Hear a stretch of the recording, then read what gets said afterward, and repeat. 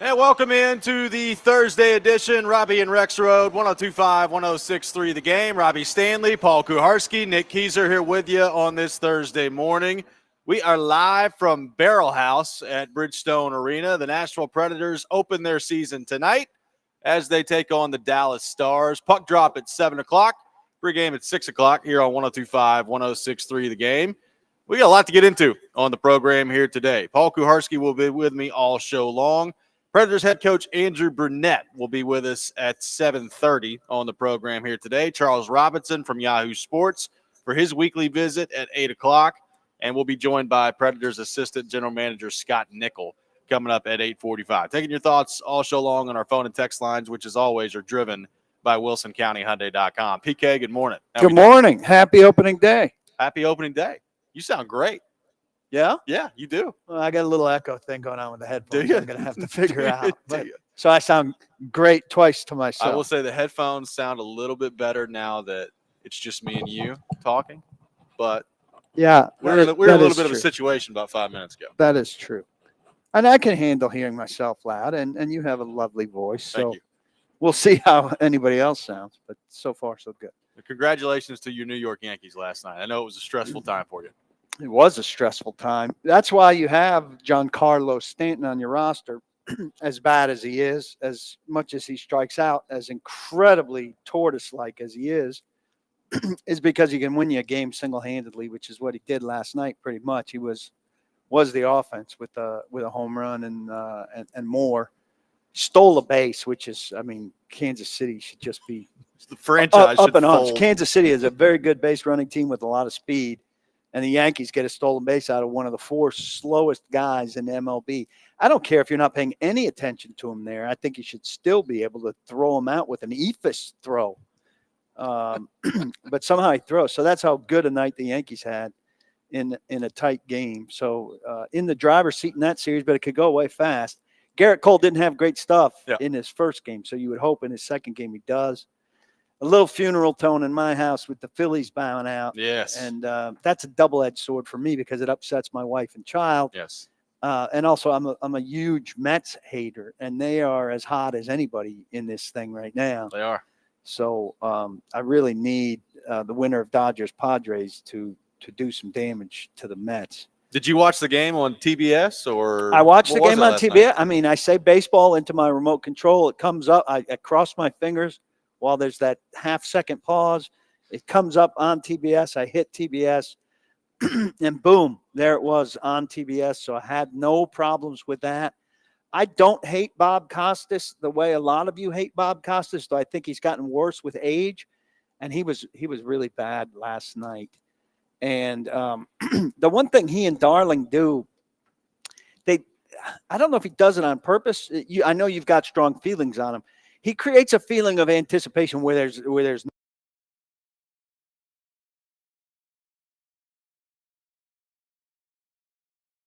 no team fly ball, you know, and it's just too. Also, the umpiring. I hate to be a guy that bemoans officiating, but bad officiating is bad officiating. I mean, the Yankees hit a ball last night that clearly touched the right field line. There's a right field umpire standing 12 yards from it? Maybe closer. Yes. Maybe closer than that, looking right at it, calls it foul, which would have screwed the Yankees on review based on the placement of base runners when a runner would have scored if it was called correctly. They review it and they get it wrong. Right. Now look, there was a review in the game before on a steal for the Yankees where his foot he slid early. He didn't make the base. Should have been called out. Was called safe on the field. The replays were iffy and inconclusive, so I could see why it was called, why it stood instead of was overturned. That one at least was iffy. And I know that went to the Yankees' benefit, and that was the winning run, I believe. And I understand that call was wrong. You know, the Yankees benefited from a wrong call there, so maybe it's karma evening things out. But this one was not a question. I mean, part of the ball disappeared into the line on replay. Right. So who the hell is looking at this on review? There's a replay that's clear as day. Yeah, it was wild. But the Yankees do get the win last night. They need one more win to advance to the championship series. You and I got a nice photo from Rexrode last night doing his rooting for the Tigers yesterday. He's wearing a Tigers helmet, and so in our conversation, I said I think that's a smart idea by whoever put him in a helmet rather than a hat for safety. You know, like you'd have a young, irresponsible child, you might put them in a hat or a helmet because they're bumping their head a lot, walking into things. I imagine Joe's imbibing on vacation. I would imagine so. The only suggestion I have is a chin strap to keep that helmet keep that thing on there in place. That's right. Keep that thing on there. So congratulations to Joe's Tigers, Paul's Yankees yesterday. Tough one for the Phillies. That one's going to be an interesting offseason. Who do you prefer in Dodgers Padres? Because to me, that's a very much a behavioral rooting. Because the Padres are very modern in your face. And I don't want to be an old codger. And I do like the energy they bring, but I think they tend to cross the line. And I bet their demographic outside of San Diego is very split on age. Yep, I would say so. I mean, I would go Dodgers. I'm a big Mookie guy, so I'll be rooting for Mookie. And you want the traditional old school matchup. I'm looking for, if it's not going to be the Tigers, I want Yankees and Dodgers. Well, I need it not to be the Mets, so I need it to be San Diego or see this is a real telltale sign for me because usually if the Yankees are going, I don't care who's on the other side. I'm confident that the Yankees will win. But I just can't take a risk that the Mets would win a Subway Series. Yes. I could not live that down. No, you could not. Reds open up their season tonight against the Dallas Stars. We'll have a lot to get into on that front today. UC Saros dealing with a little bit of an injury, and we'll see whether or not that keeps him out of the lineup tonight. He did practice yesterday. Didn't do a ton at practice yesterday. Did talk after practice. Says it's relatively minor and didn't seem to be overly concerned about it, but we'll see what his status for the game looks like tonight. And, of course, the beginning of the Steven Stamkos, Jonathan Marchessault, Brady Shea era for the Nashville Predators tonight as well. Lots of excitement heading into this year, particularly with those three guys who the Predators picked up on July 1st in free agency. PK, you and I talked to Marchessault shortly after he was signed on our show a few months ago, and just the excitement level from those three that's coming into this tonight with Stamkos, Marchessault, and Shea joining this group. Going to be fun to see, and looking forward to have Andrew Burnett on a little bit later. But you read the expectations for this team, you look around the league, you'll be hard-pressed to find people picking the Predators any lower than third in their division, which, in an 8-team division, you got 8 teams making the playoffs in the Western Conference.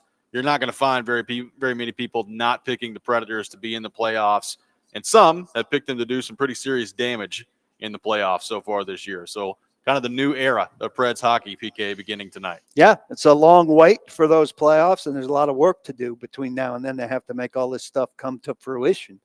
But it should be fun to watch them as they do so. And there's every reason to have those big expectations based on the moves that they've made. And this is as big a go for it off season as they've ever had, right? Yep. And going for it in a new, dare I say, offensive-minded way. Everybody's going to say I put things in Titans terms, but it feels like a better version of what's going on in Metro Center in terms of a little philosophical change in terms of wanting to be a more offensive-minded team and to score more. And their version of 30 points a game should come more often and look a lot better than what we've seen so far down across town. So I think I'm looking forward to seeing a more dynamic team with star power and firepower that should look better on the ice and in box score. Yep, it's going to be awesome. I mean, I think the tools are there, and sometimes it takes a while for those to come together. But I mean, all the opportunities there. If they can stay, reasonably healthy this year, then I think they're going to have a chance to be pretty darn good and to be a factor in the Central Division, and certainly be a factor the most important time of year once playoff time comes around. So we'll get a lot more into that throughout the show today. One Titans move of interest yesterday. Will Levis did participate in practice yesterday. They did sign Trevor Siemian to the practice squad. So, Brian Callahan spoke about how that's not necessarily any indication of Will Levis and his status for the game on Sunday against Indianapolis, but it doesn't hurt to have somebody in there that you trust to learn the playbook and to get things up to speed just in case you need to make a move at the quarterback spot. So Trevor Siemian, who PK is a practice squad veteran for the Tennessee Titans, back in the fold over at St. Thomas Sports. And they've been together previously. Callahan knows him, but he really said, like, I want a young guy to develop. This is not that. This is, in case anything goes wrong with Will, we'll get a guy in here who's, knows how to pick up a system and can be insurance for us. We don't see much of practice, but in what we saw, Levis looked absolutely fine. Callahan said before practice that he expected Levis would be listed as limited, and then he was listed as full. Yeah. So I really don't think there's any concern with this thing, barring something happening. And what could happen? He could trip and land on his hand in a way that jars his shoulder, I suppose. But I don't see anything that's going to happen that prevents Will Levis from being the starter on Sunday. It is amazing how little kind of juice and interest there is in that. I've got a piece that we'll talk about later that's already posted that I'll tweet about part of the reason that is. I mean, we know why there's so little enthusiasm for Will Levis with the 9 turnovers.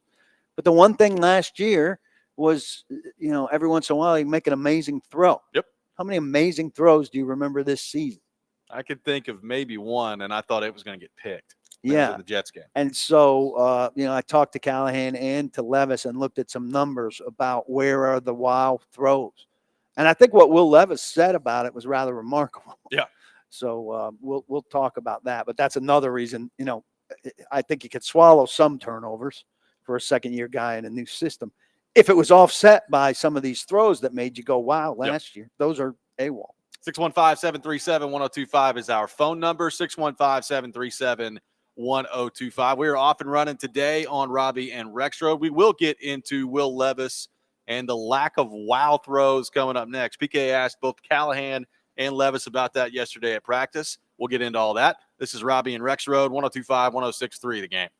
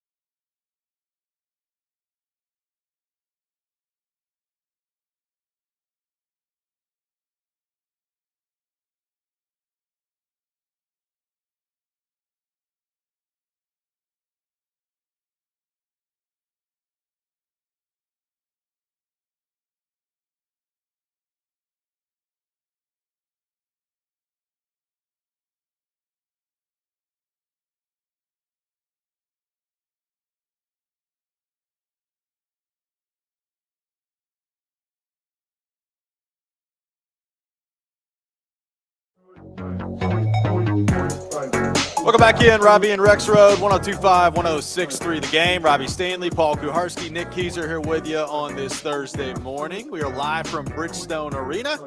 Preds opening their season against the Dallas Stars tonight. Right now, Talking Titans. Take your thoughts on our phone and text lines driven by WilsonCountyHyundai.com is our where you can reach us as you can every single day here on the program. It was interesting. So, PK, you brought up the story that you're working on at Paul about Will Levis, the lack of wow throws that we've seen from him to this point. And we saw a few of those last year. Now, there was one in the first game where he's rolling out to his right and he comes all the way across his body. And I think it was NWI he found in the end zone. It was a remarkable throw. Yeah. I mean, some of the film guys, Mike Herndon was counting how many NFL quarterbacks could make that throw and how few. There's another one later in Pittsburgh, which was an overall miserable night with people in his face where he snuck a ball up the right side. It wasn't a particularly long throw, but it was through traffic.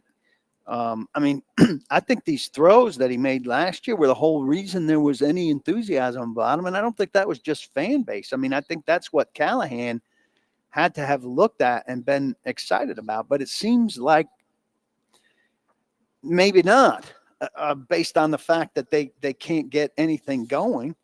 They're throwing for 145 yards a game right now, which is 29th in the league. This is interesting. Last year, they threw for 180.4 yards a game, which, by the way, was 29th. So that tells you a little bit about the state of the passing game in the league, though things seem to be ticking up finally. Yeah. He's they talk about early, they talked about the potential for explosive plays in this offense, but gradually that conversation has changed to the idea of mastering the mundane and simplicity and completion percentage and all of that. His completion percentage is up drastically. It's up 10 points from 58.4 to 68.4, from 35th in the league to 11th in the league. That's great, right? You want that. But the trade-off, his average completion's down from a little over 12 to 9. That explains how far your passing offense is falling, right? And it's not as simple as, they're taking a lot less risk and getting a lot more, but that is kind of the gist of it. But while you're doing that, you wouldn't think there'd be 9 turnovers. Yeah. We're getting safer, but we're giving the ball away a whole bunch. At an alarming rate, yes. It's kind of crazy. And last year, these are the more advanced stats, next-gen stats, intended air yards, 10.5, first in the league. This year, 7.9, tied for 13th. This ties into the Calvin Ridley thing we said. They add a weapon that should make them more expansive, and instead they're shrinking. Yep, it's a really interesting dynamic, kind of a backstory of what we're seeing from him so far this year. And you asked Will Levis about that yesterday at his press conference. Here's what Will Levis had to say. Really elite wow throws last year. Brian talked about those coming in. It's one of the things that made you an attractive guy to inherit. Seems like fewer of those this year. Where do you think they are? I don't know. I mean, I feel like I've had a couple good ones out there, but I feel like at the end of the day, I'm just taking the throws that I have available to me. And I could argue that some of those throws were not necessary last year. And maybe I had an opportunity to make those dangerous throws this year that I haven't. I feel like that's one of the areas I've improved on the most, is just not throwing it into, just team meetings and just cloudy windows. And then I would just say I felt like I was throwing the ball the best that I ever was in my entire career. So as of last week. So it wasn't like an ability thing where I feel like I didn't have it anymore. Just feel like the opportunities haven't presented itself, but I know I got it in me and I know that they'll come. So that was Will Levis. What did you make of that response? They've got him so far hypnotized or in a trance that about the very best thing he did in his 9 starts in his rookie season, he's saying some of those throws weren't necessary. Yeah. Some of these fantastic plays I made last year weren't necessary. I should have checked down. I should have taken less.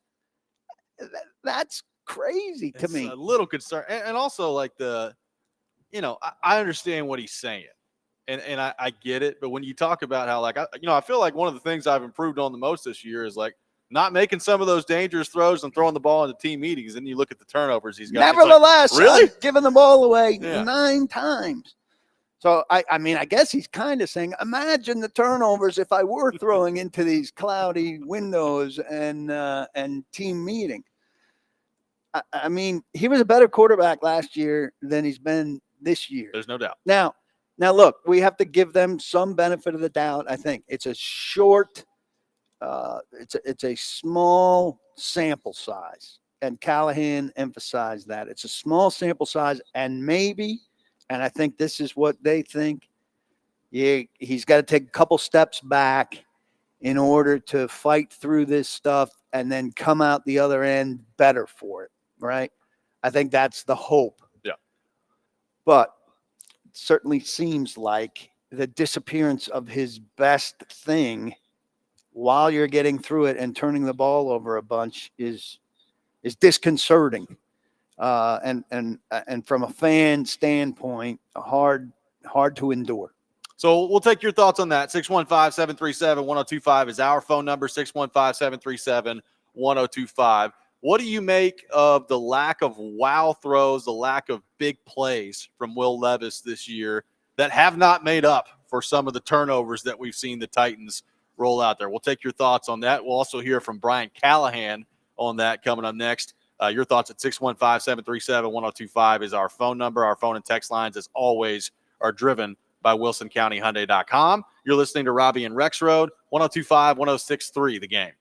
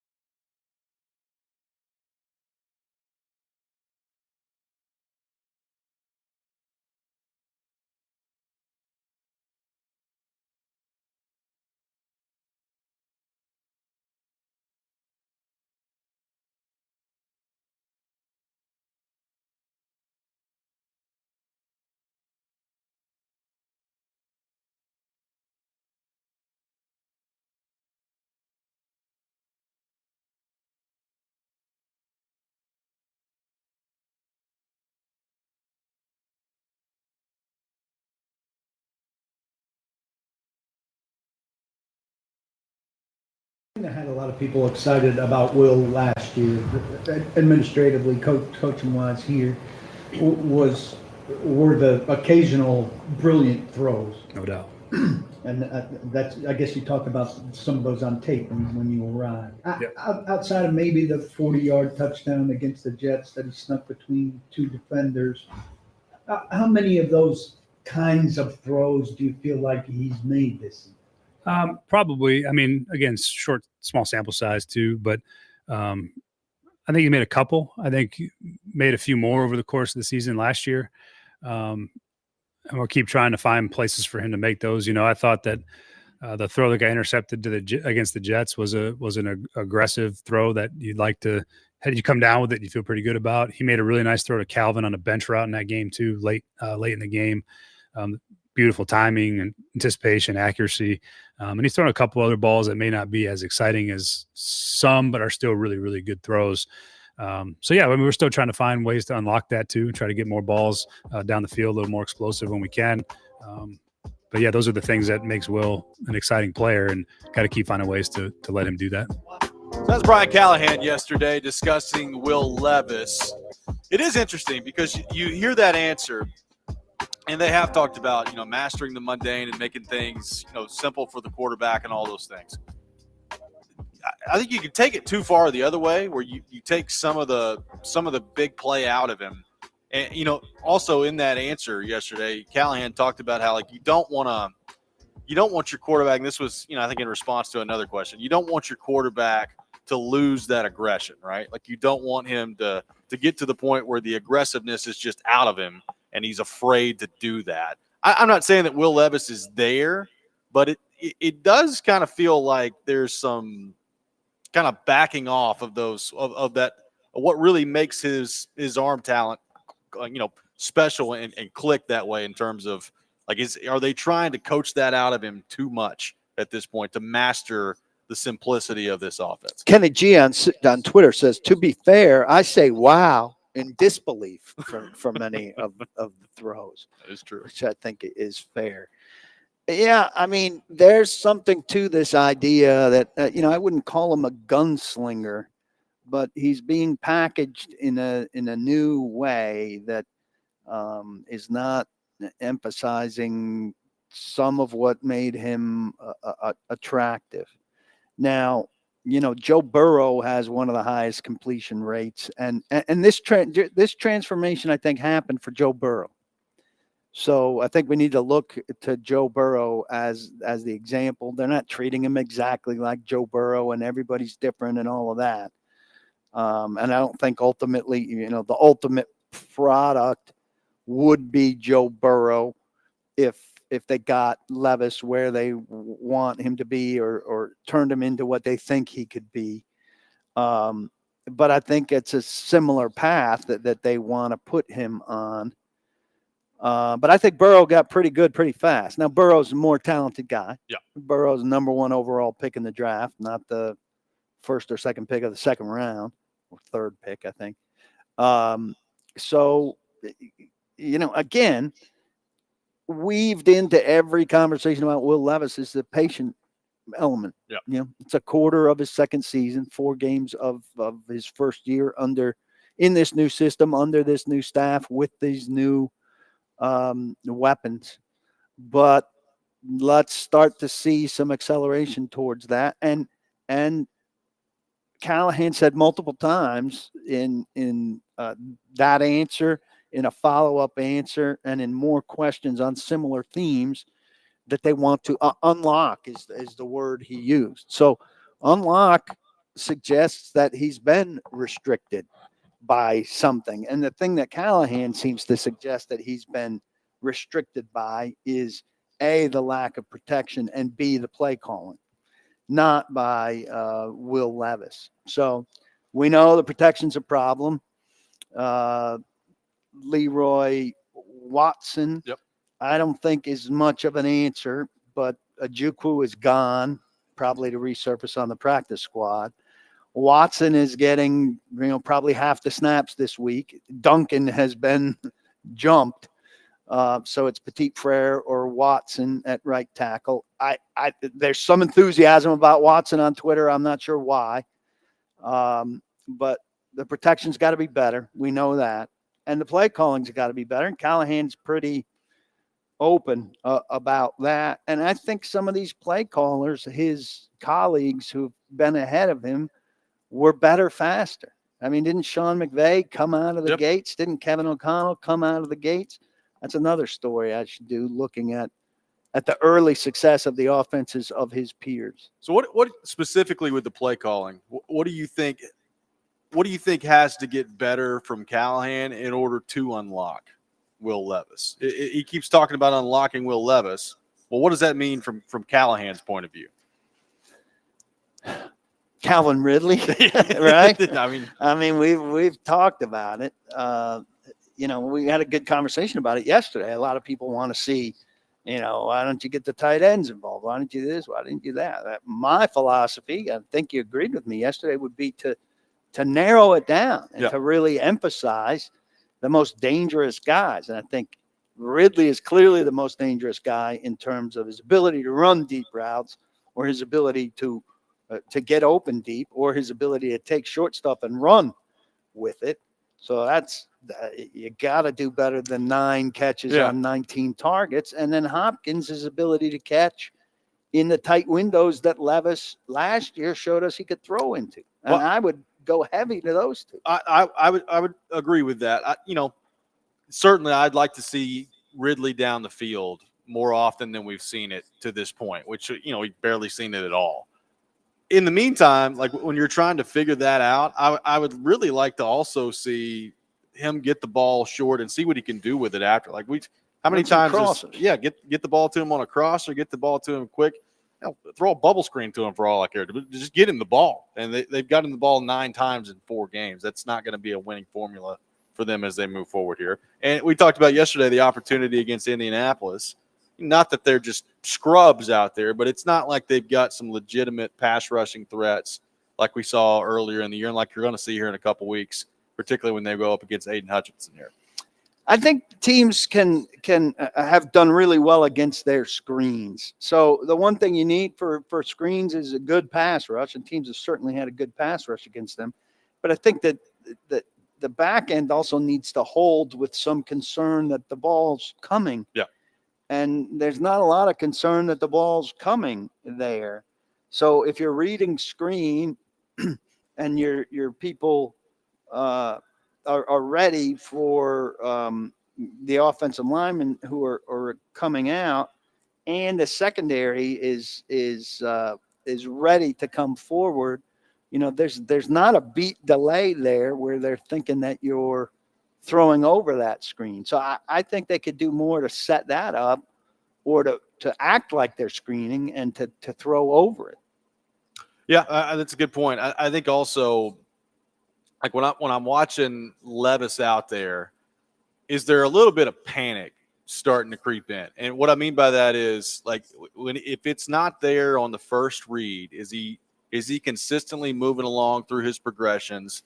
Or has the lack of protection started to affect him the way we see it with some other quarterbacks around the league, where he's so used to being under pressure that's affecting the way that he's seeing the defense right now? Do you buy that? Maybe a little bit, yeah. And I think another thing that they can do, this touchdown that we're talking about, the 4th touchdown against Atlanta, which is just a terrific throw where he rolls to the right a little bit, sets. There is some rush coming, but he's not in dire consequences. And he throws, back across to NWI in the end zone. I think they can reset the pocket more often than they're doing. We've seen more of it, but not enough more to me when you're having that much trouble with the pass protection. And when he's drifting off the midline anyway, well, have him drift reset it on purpose more often. I know there are some downsides to that, but it seems to me, given the pressure that he's been under, why not do it by design more often? Especially given that, like, it for some quarterbacks, it limits where you can throw it. Yeah. But with his arm and the throw that we're talking about there, doesn't really limit what he can do if he's able to step into a throw. And quite frankly, it doesn't limit what he could do with pressure, because we were having this conversation in the press room yesterday. I mean, he makes a lot of throws, falling away He with does. people in his face. Then I'm not blaming him that he's not making those throws, because you don't like put in your game plan, throw this, second read touchdown with the guy in your face. Right. That's improv. But we haven't seen the improv really go well either. And in the improv, he's been fumbling and throwing picks. Well, and I've said this before too. Like, the protection has not been good, but sometimes, like, I think we think that quarterbacks aren't allowed to make plays when the protection isn't good, and you can't. Like, we see quarterbacks Good ones around the league are supposed to. that make plays even when the protection Off schedule game, it defines you as a quarterback. Right. So, the turnovers are one thing, and we've talked about that. He's got to clean those up. But you would hope, even if the turnovers are still coming, that there are plays to offset that in the offense that make you say, all right, well, you can at least see what the good side of it is. And there just haven't been enough of that, to your point, so far this year. Michael and Madison said there's probably Twitter hype around Leroy Watson because he's literally anybody except NPF. I got one text that says, but listen to us when we tell you he's not very good. Yeah. And if he were, he would have been around sooner. He would have leapfrogged Duncan and Njoku sooner. I got another text that says, I believe Derrick Henry played a big part in his successful downfield throws last year. People were stacking the box, leaving one-on-ones outside, and he was just able to throw it up with a lot of receivers. That's a good point, because Tony Pollard had one game where he had, I think, 12 carries and didn't see a stacked box. Right. But some of these throws Levis made, there were multiple people in range. You look at the second throw that I have in my piece, which is not behind a wall. The second throw against Pittsburgh, he's throwing around and through three people, into a spot. Yep.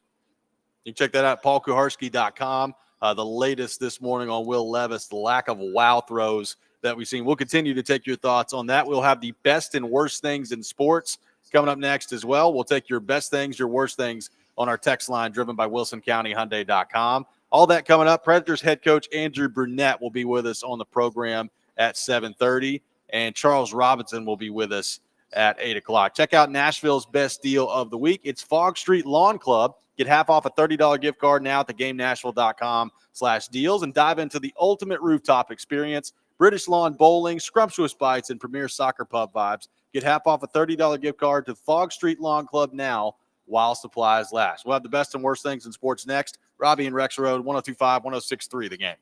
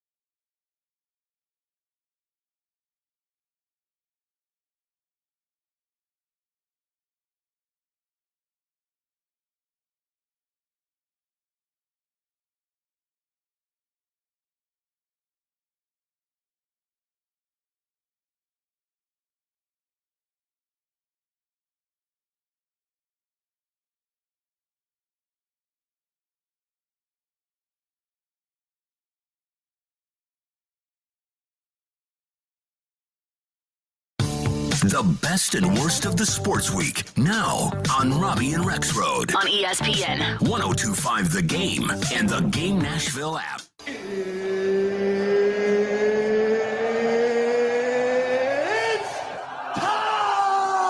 This is the worst.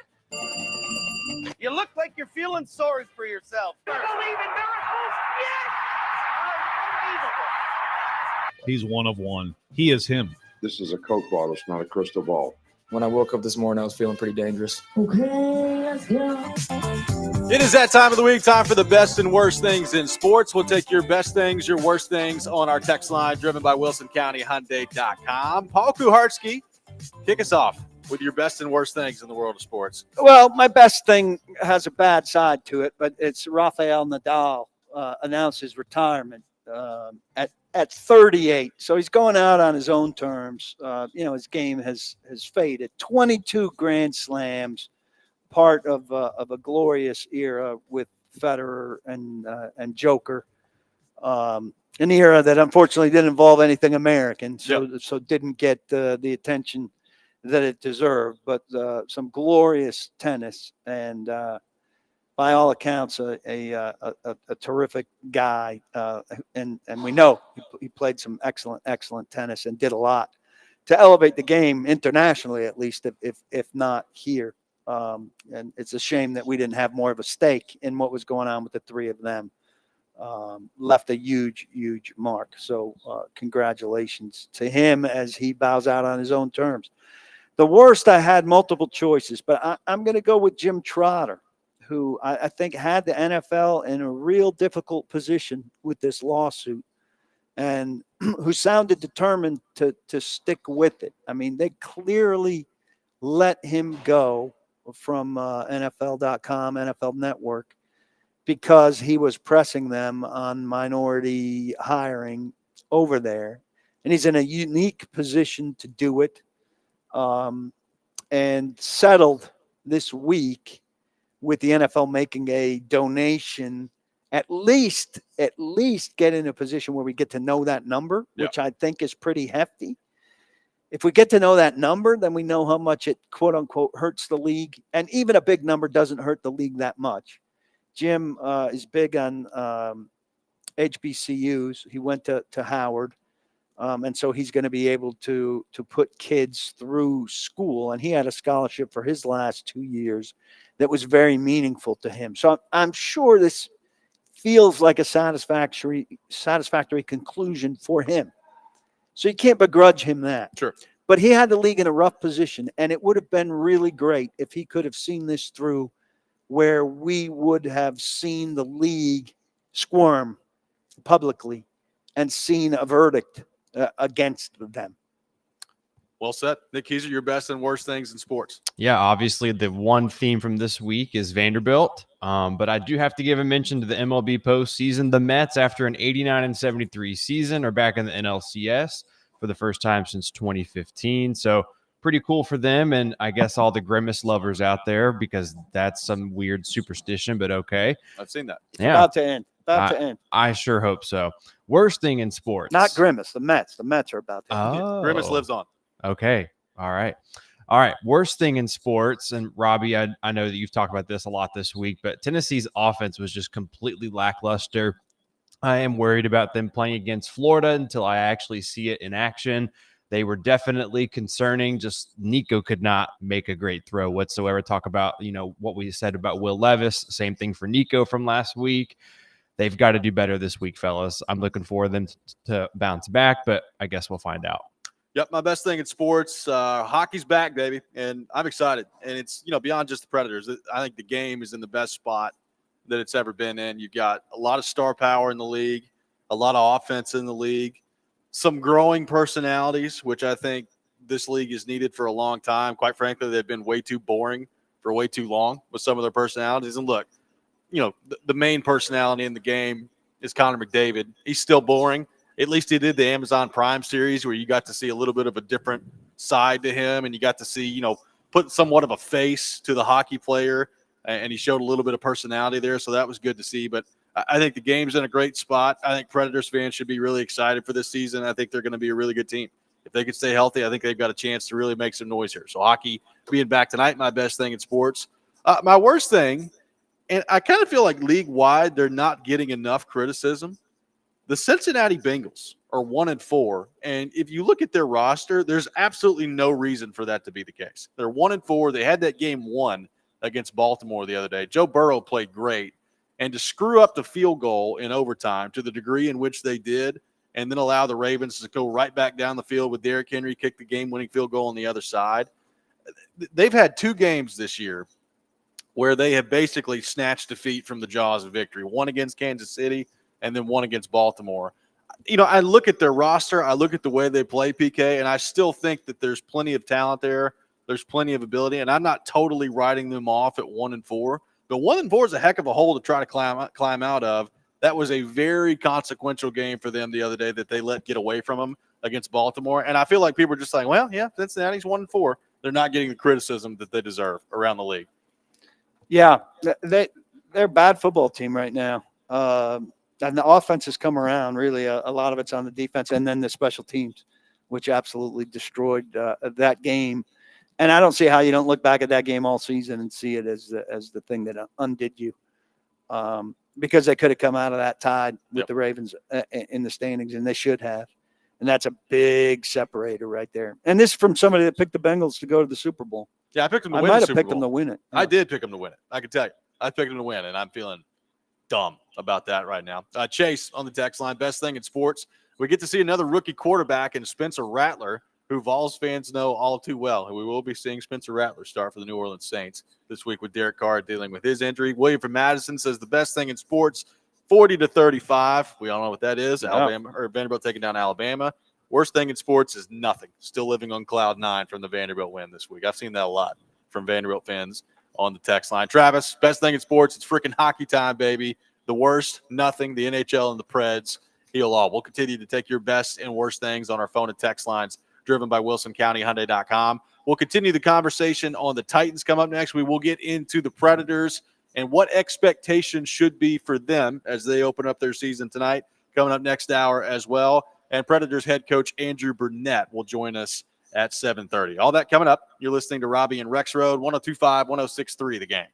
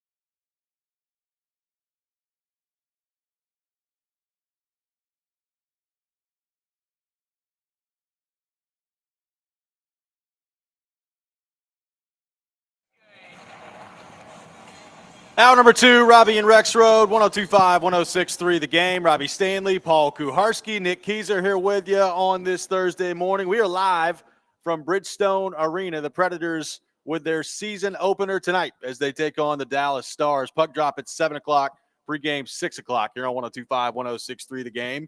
We will get into the Predators here in just a few minutes and kind of set the expectation for what we could be seeing this season from that group.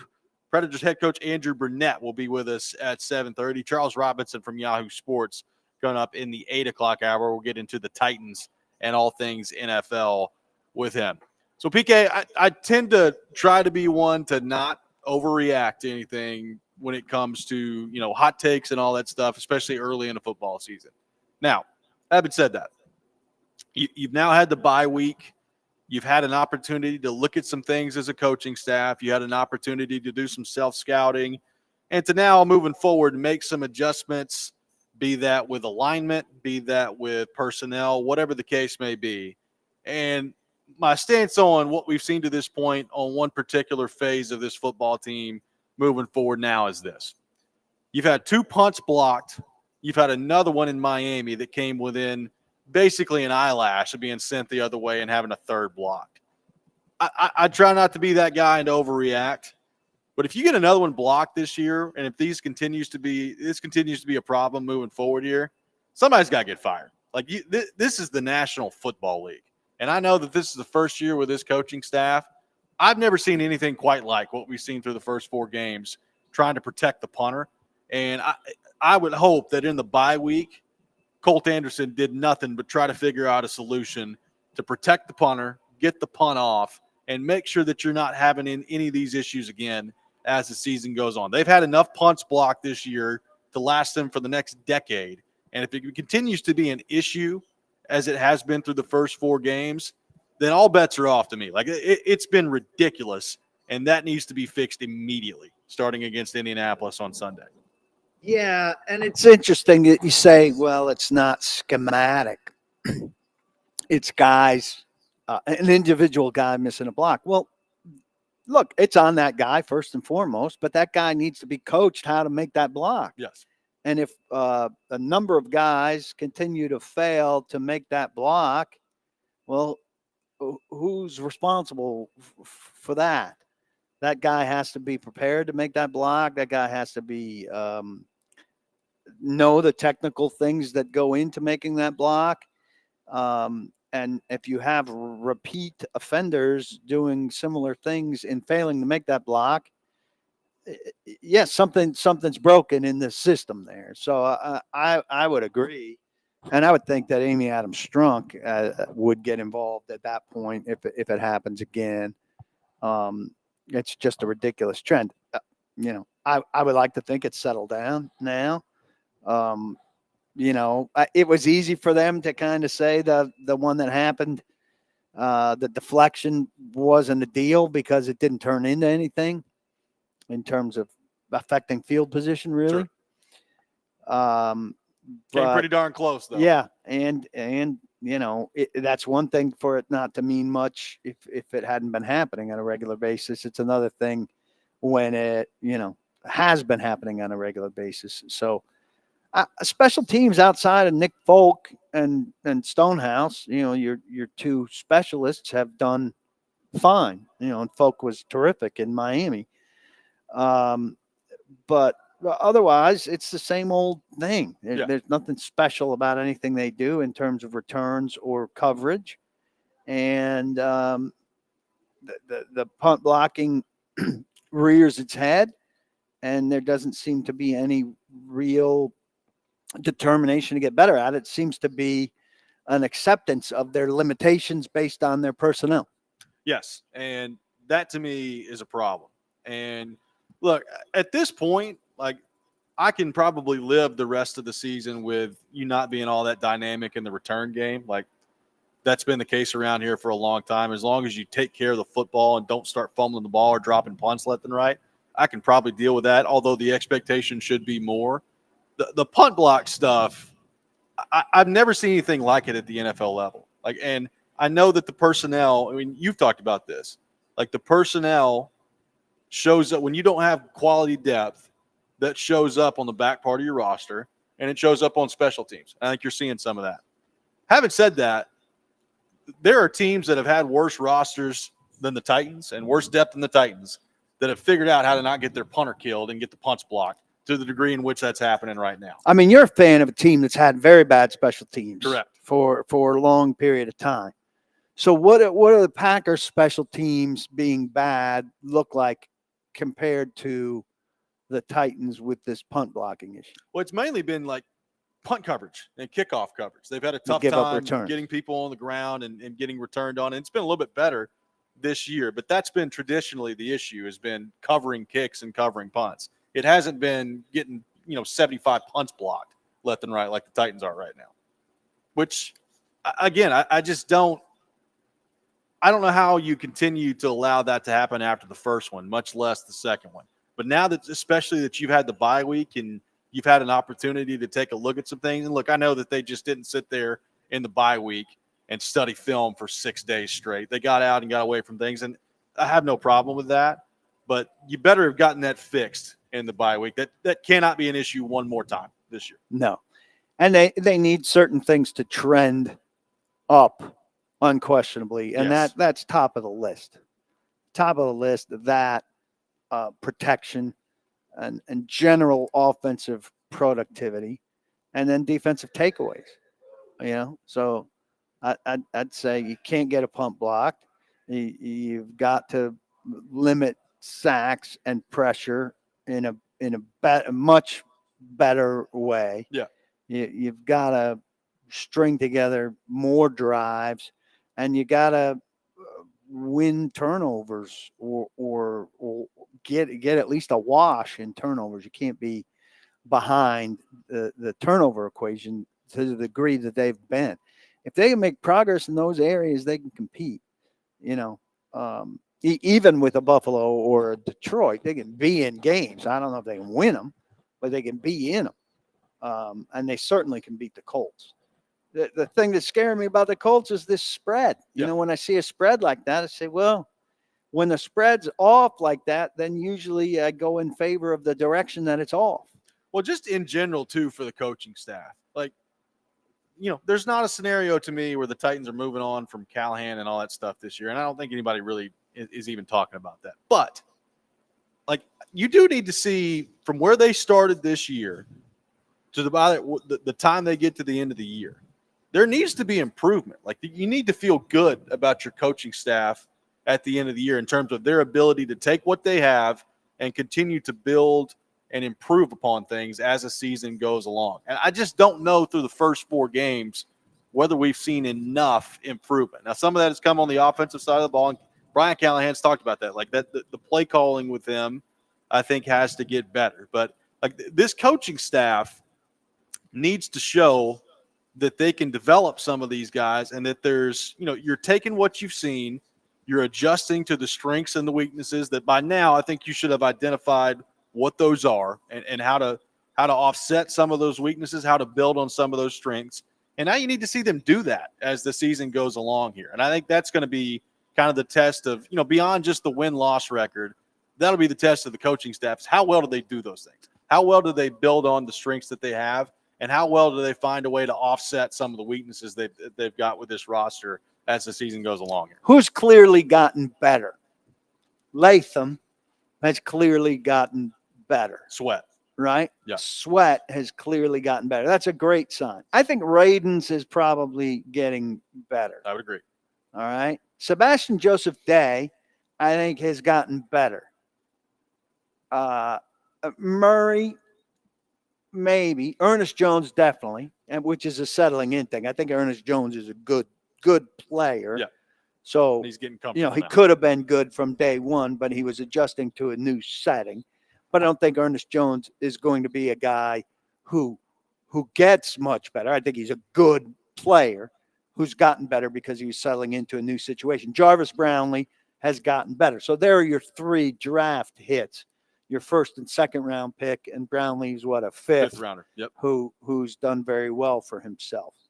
Condre Diggs, I think, has gotten better, and that's also a veteran settling in. That's the list, I think. That's the list. There's got to be Now, more guys. there's a lot of veteran guys in there who, are what they are. Landry, good player, but probably Hopkins. is going to be what he's going to be. Hooker, Snead has room to get better. He's not been as great as he's going to be. Cushenberry's been disappointing and needs to be on the track of Ernest Jones and Condre Diggs. Hopkins has room to get better. Boyd hasn't done what he's done, but not enough guys getting better, and then not enough young names in what we're listing there. It's an older team than you think when you factor in guys like Boyd. Pollard, I think is he getting better, or has he just been better than we expected? I think, yeah, for sure. I think he's been better than maybe I thought heading into the year, and we'll see how that continues to go. But like Spears has room to get better. I agree. I totally agree with that. Has not lived up to.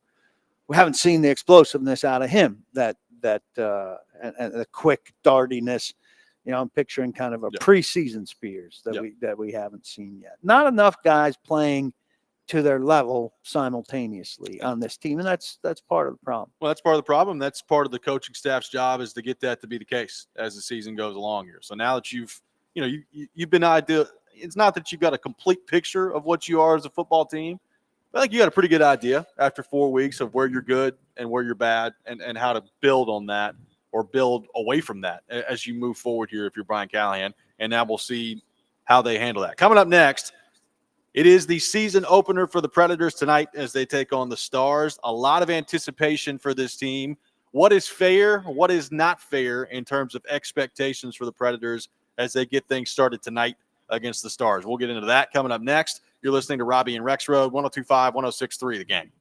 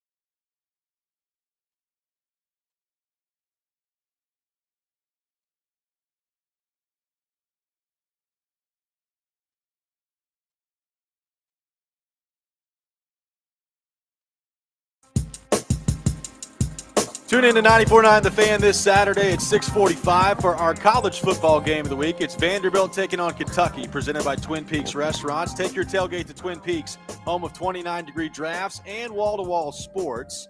Looking forward to that game, see how Vanderbilt follows it up coming up this weekend. Also join Jared Stillman, Chris Sanders, Derek Mason at John Bon Jovi's Nashville this Sunday for the pregame show, 9:30 to 11:30, breaking down the matchup against the Colts. They'll give you the latest updates before the game. Pregame show presented by Parman Tractor and Equipment, Sundeck Nashville, Sloan's Motorcycle ATV, and award-winning Blue Note Juke Joint and Blue Note Crossroads Bourbon. Taking your thoughts at 615-737-1025. The Preds open up their season tonight against the Dallas Stars. We'll have head coach Andrew Burnett joining us here in about 10 minutes. So looking forward to that conversation with him. And, PK, the question is, how good is this team going to be? How good can the Predators be this year with the additions they've made? Steven Stamkos is going to be a first ballot Hall of Famer when it's all said and done. He scored 555 career goals. He's one of the greatest goal scorers of this generation.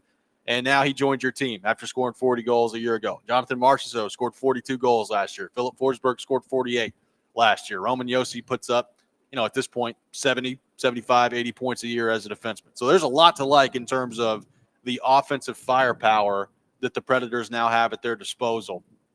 I look at them, what they've got on paper.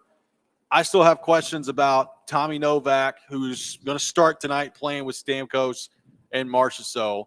How equipped is he to play with those guys? And if he's not, how quickly do the Predators maybe look outside the organization via trade to go find a solution there? That's going to be something to monitor all season long. But, I'm looking around the league at previews and expectations. I put together my own the other day. I've got the Predators finishing second in the division. I think Dallas, the team that they're playing tonight, is clearly the best team. They don't have a weakness. Their forward group is just stacked in terms of the depth that they have. I like what they have on defense. I don't love it, but I like what they have on defense. They got a good goalie in Jake Ottinger. I've got Dallas at 1. I've got Nashville at 2. I've got Colorado at 3 in the division. And Colorado's got Nathan McKinnon, Cale Makar. They're great players, but I don't trust the depth that they have. So when you're talking about a team that, for me, should finish somewhere in the top 3 in the division, PK, the playoffs at that point are a given. You get in the playoffs, you see where you go from there, and a lot of that's going to depend on matchup. Who are they playing in the first round? How healthy are they heading into the first round? But Barry Trotz has been pretty clear. Like, they've gone out, they've gone all in here.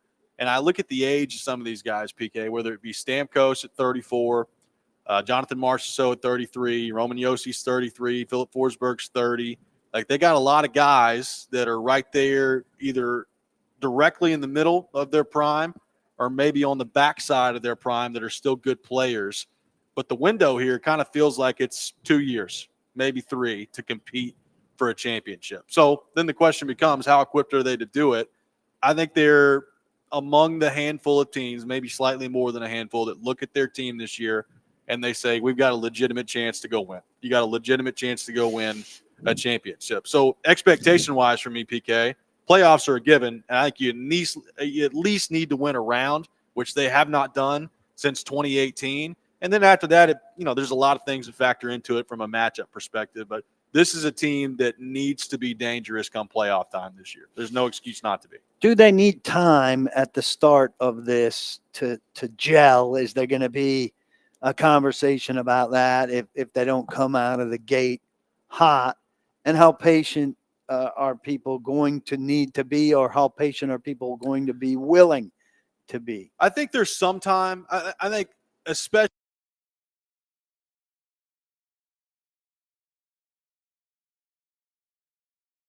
one to get down. It's not an easy one to play. And it took the team last year probably 60% of the way through the regular season before they really got it. And then they started to go on a little bit of a run after that. I think with a lot of those same guys still being here, I think overall as a team, you should hit the ground running a little bit faster than they did this year. Specific elements of the team, like that Stamkos line, or maybe even more specifically the power play, which on paper looks unbelievable. That first unit with Stamkos, Forsberg, Marchessault, O'Reilly, and Josi. That, to me, by the end of the year, should be a top 5 power play unit in the league.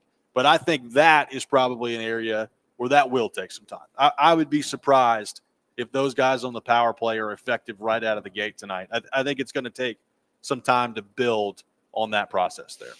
So I'm wondering about, and I hate sometimes when people do this, but national perception is relevant for at a time when a team makes the level of changes that people do. Yes. Because they may not know the Predators the way they should, right? Yep. Small market team, not highly influential, hasn't done a lot of damage, won and out last year in a bit of a surprising season. Finished 10th overall in points. Glennon kind of surveyed all the power rankings, and their average is 9.9. Yeah. So all of these experts who are ranking teams around the league have them roughly where they were last year. Yet there was a lot of attention paid to the acquisition of these three guys. How is that not making more waves in the expectations? Is that about the rest of the league, or is that about the Predators? I think it's in some ways about the rest of the league. I think there are a couple teams out there that are a little bit overrated that everybody thinks are going to be pretty good that I think will be playoff teams. But Colorado is a perfect example. Colorado is going to be good. They've got Nathan McKinnon, who won league MVP last year. They've got Cale Makar, who might be the best defenseman in the league. They've got Mikko Rantanen. Those three guys are unbelievable building blocks. I don't think they're very good beyond that. Like, I think their depth is pretty suspect. So are they going to be as good as they were last year? I kind of have my doubts about that. Winnipeg put up 107 points last year. I am not high on them at all heading into the year. I think they're going to be fit. So I think there's some overrating of teams that were good last year that I don't think did enough in the offseason to maintain that is factoring into some of that as well. Yeah, people are slow to predict drop-offs for good teams generally. Yes. We see that across sports, and that's kind of a failure in this game. People love these predictive lists during the offseason and everything. But things change year to year in a big way across sports, and we fail to see. Everybody wants to see us predict last year's standings, right? Which isn't very fun. Well, it's not fun, and it never plays out that way. Yeah. It never plays out the same way, especially in this league. Like there's always teams that come out of nowhere that surprise you, and teams you think are going to be really good that don't make the playoffs. And idiots like us that like the Bengals to go to the Super Bowl. Exactly. 615-737-1025 is our phone number. Coming up next, we'll be joined by Predators head coach Andrew Brunette. We'll get his thoughts on his squad heading into tonight's game against Dallas and his thoughts on some more general ideas with the Predators with a conversation we just had about the season, the expectations, and all those things. Andrew Brunette will be with us coming up next. You're listening to Robby and Rexrode, 102.5, 106.3, The Game.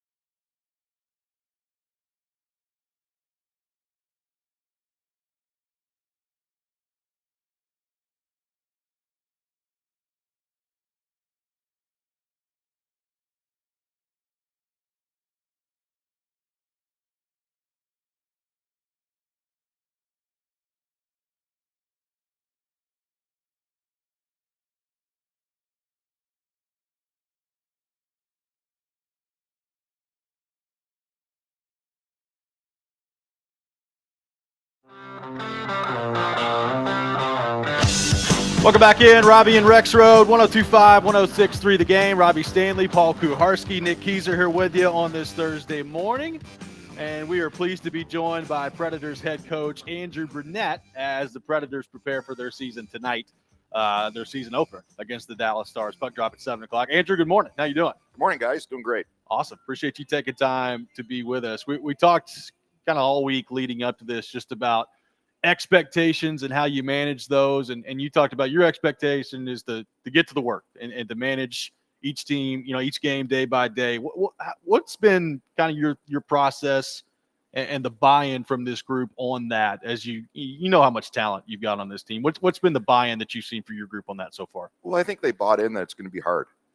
It's going to be hard to duplicate, the identity that we created last year. It's not just going to come because we did last year. It's going to take some time to really build it again. And so we're in the building process right now. Is no different than last year. You're looking up a gigantic hill, and you can't look to the top. You just got to look to the next step in front of you. And that's kind of where we're at right now.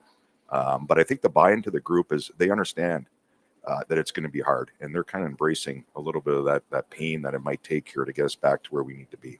When you have a more veteran lineup like you've got this year, do you find the buy-in on that a little bit easier when you've got guys that have kind of been through those things before? Well, I was extremely impressed with all their new guys, Stammer in particular.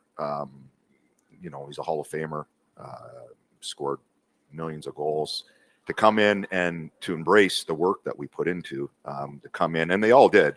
But I think with Stammer, for me particularly, really stood out because here's a guy that's been as decorated as anybody in this league. He's been a captain. He's won a Stanley Cup. He's scored 50 goals 18 times. And to come in and embrace it and bring it every day, I think that to me, for any young kid watching and learning the Evangelistas, if this guy comes in and works like that, how can I not? So I think that leadership stood out, and that really stood out to me. Obviously, both Marchie and Brady, they come from organizations that won, and they brought that attitude into the first day of camp, and it's kind of carried through. So I think that's how the buy-in, kind of materialized and began here with our group. Do you anticipate some of this taking time with the newness, and so many key guys being new? Do you have to go through games to gel in certain aspects, or should you hit the ground running based on having had camp and games? Yeah, it's been tough. As a coach, you wish you had an answer for that. It kind of plays itself out. I think our camp was a little bit tough in the sense that, our top guys, they didn't play, they played 2 games and they played against lineups that, were basically American League lineups for the most part. And so as a player, I understand those games are hard. You just kind of want to get through them. So it was really hard, I think, for us to feel the chemistry, to see, and we lost Marchie, obviously, for some personal reasons, and he missed a chunk of camp. So to find that fluidity, that flow that you'd like to see, I haven't particularly seen it in the games. But we're veteran guys, and we'll see how we do tonight. But every season, it didn't matter if I played on teams around teams that have been together. Every season, when you start, you're not sure what you're going to get, and you got to deal with, you got to stay present and deal with what's thrown at you every day. No, last year ended tough for Tommy Novak as his playing time kind of got chopped. Now, huge opportunity centering your two of your big new additions. What's your expectation for him, and what does he have to do given this big opportunity? Well, I think he's got to embrace it. A word I probably used too much already today, but I think this is a great opportunity for him to play with those kind of players. He's got the hockey IQ to play with them, and talking to Tommy and working with him and see him every day. They're two new guys that are, haven't been in this system, haven't played this way. So it puts a lot of pressure on Tommy in different areas. And with Tommy, I just want him to be him and not feel he has to get them the puck. And he's going to have to put some work in a little bit more than he's used to, because obviously the new guys, there's going to be a little bit of growing pains in how we play. But I want to veer him on the course that he's got to put some work in and his skill take over. Andrew, on the power play, I mean, I think if you're a Predators fan and you're listening to this, you look at that first unit of Stamkos and Forsberg and O'Reilly and Yossi and Marchessault, and you get super excited. And why would you not? As a coach, when you're putting that unit together and you're kind of envisioning what that's going to be, What do you think is the key to making that a successful unit beyond the obvious of just the talent that those players bring to the table? Well, I think the cohesiveness and the connectivity of the group, I think, is going to be really important. And they all probably have to give up a little something than what they're used to. All coming, we got two guys coming from good power plays, great power play in Tampa for all those years, really good power play in Vegas. They played different. Well, Stammer's played the same spot. Marchie's played all over, and then you got Phil and Yost that kind of been doing it together for so long. And Factor came in last year. So there's a little bit, we try to get the chemistry. They're all highly skilled. They're our five best players. Sometimes it works, sometimes it doesn't. But I think you got to give them the opportunity to play together and see what happens. It's not going to happen overnight. But as long as you see progress in what they're doing and how they're connected, I think you feel good about it. Again, preseason was a tough indicator, so we'll see what we get tonight. Luke Evangelista last year, the second half of the year, I thought he took a pretty big step forward just in terms of the consistency in his game. What did you learn about him last year? And as you kind of envision what his role could be this year, how do you envision what that looks like for Evangelista in his second full year under your system? Well, I thought Luke had a great year. Especially the second half of the year, I thought he really took off, and I'm looking for him to play the similar way. I think when Luke's skating, when he's moving his feet, when he's on pucks, I think he's highly effective. His creativity and his IQ is, to me, is pretty much off the charts. So he's just going to stay in the motion. I know it's going to be a little bit different for him. Obviously we made some changes. He might play a little bit different role. And it's part of the, the maturation of a young player, that you're going to have to play different places, and you still got to find a way to be successful. So we're a long way off to really know exactly where he's going to fit and how he's going to fit. But I just think he's a player that can continue to grow. He understands our system. He's got the offensive creativity that we're looking for here as a group, and he's a great kid. So I'm really looking forward to see how we grow here with him. What's Saros' status for tonight? We'll see this morning. We'll get a skate and see how he's doing. Obviously with Juice, he's as competitive as anybody. He's going to try to be out there. So we hope to see him. On the back end, you've talked about Yossi being able to play on the right side and what that could look like, whether we see that tonight or whether we see that at some other point this season. Just the skill set that he's got to be able to do that. How luxurious is that as a coach to know you've got that in your back pocket? Because not every guy can do that and can move to the other side. Yeah, I mean, he's highly skilled as there comes in our league. Arguably, I thought he was the best defenseman in the NHL last year. Obviously didn't win the Norris, but in my opinion, he deserved it. He took us up that hill last year, on his back, and him and Phil and that group. He led, we followed a little bit. And yeah, the luxury to have him play either position. I think you can play him at center. I mean, he could, he might even be able to play in net. I mean, who knows? But he's a great player, and as a coach, it's a luxury to have. What did you learn about yourself last year? It's your first time, I know you're the interim coach in Florida, but your first time with this group, with this team. What did you learn about yourself last year that you want to apply to this season?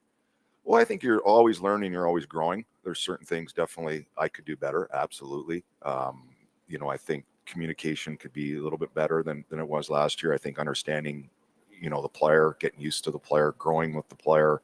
I think those were real, learning experiences for me, how you handle certain players. And I think you learn different things. I think you learn that it doesn't happen overnight, that they're not going to grasp it. And I think if you breathe a little bit and go back to work, you're going to be better for it. So I think those are certain things definitely learned, some of them the hard way, and some of them in a really good growth mindset kind of way where I've grown here quite a bit. We know how good Dallas is and the team that they've got. Do you like starting the season that way immediately against a divisional rival with the test that you guys got here tonight? Yeah, I think you play the schedule in front of you. Yeah. I don't really put a whole lot of thought into it. It's going to be a really hard game. They're not going to give you an inch. And yeah, I guess you could say because of the lineups we played at, we should be scared coming into tonight a little bit, that this is going to be a real big test.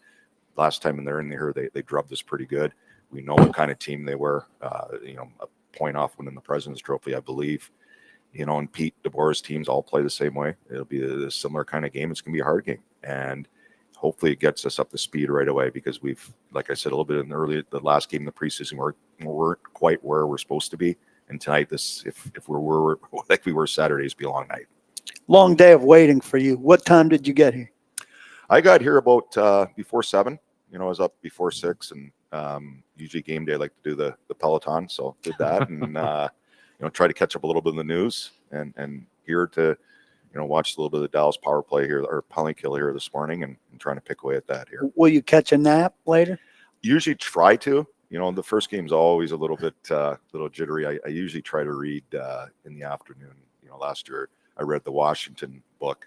So that put me to sleep. You know, you read like 2 pages. Good history book to put you to sleep. So non-fiction mostly? Exactly. Yeah. Nothing too interesting. See if I can go night. The father of our country. Yeah. Not interested. There's our headline. Preds coach disinterested in U.S. history. That's awesome. That's awesome. Well, Andrew, we really appreciate you taking time to be with us. We're really excited to get things going tonight, and looking forward to talking with you throughout the season. But thanks for being with us. Good luck. All right, guys. Thanks. Absolutely. Predators head coach Andrew Burnett, our guest here on Robby and Rexrode. We'll take your reaction to that. 615-737-1025. We got a Paul Kuharski rant coming up next. You're not going to want to miss that. Robby and Rexrode, 1025-1063, the game.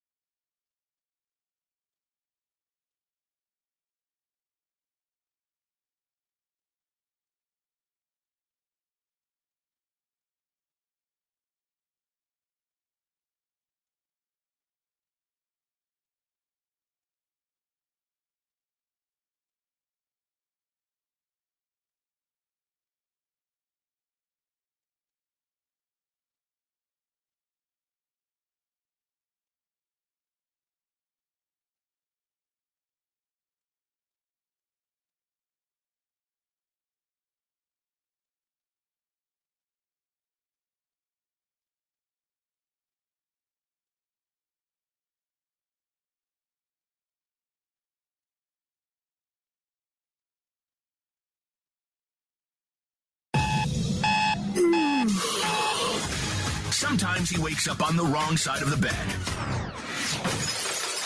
And sometimes he's just, well, Joe. Awkward moment. Let's do it. This is the Rex Rant, now on Robby and Rexrode. Glorious, victorious. It's so stupid. It's a terrible song. It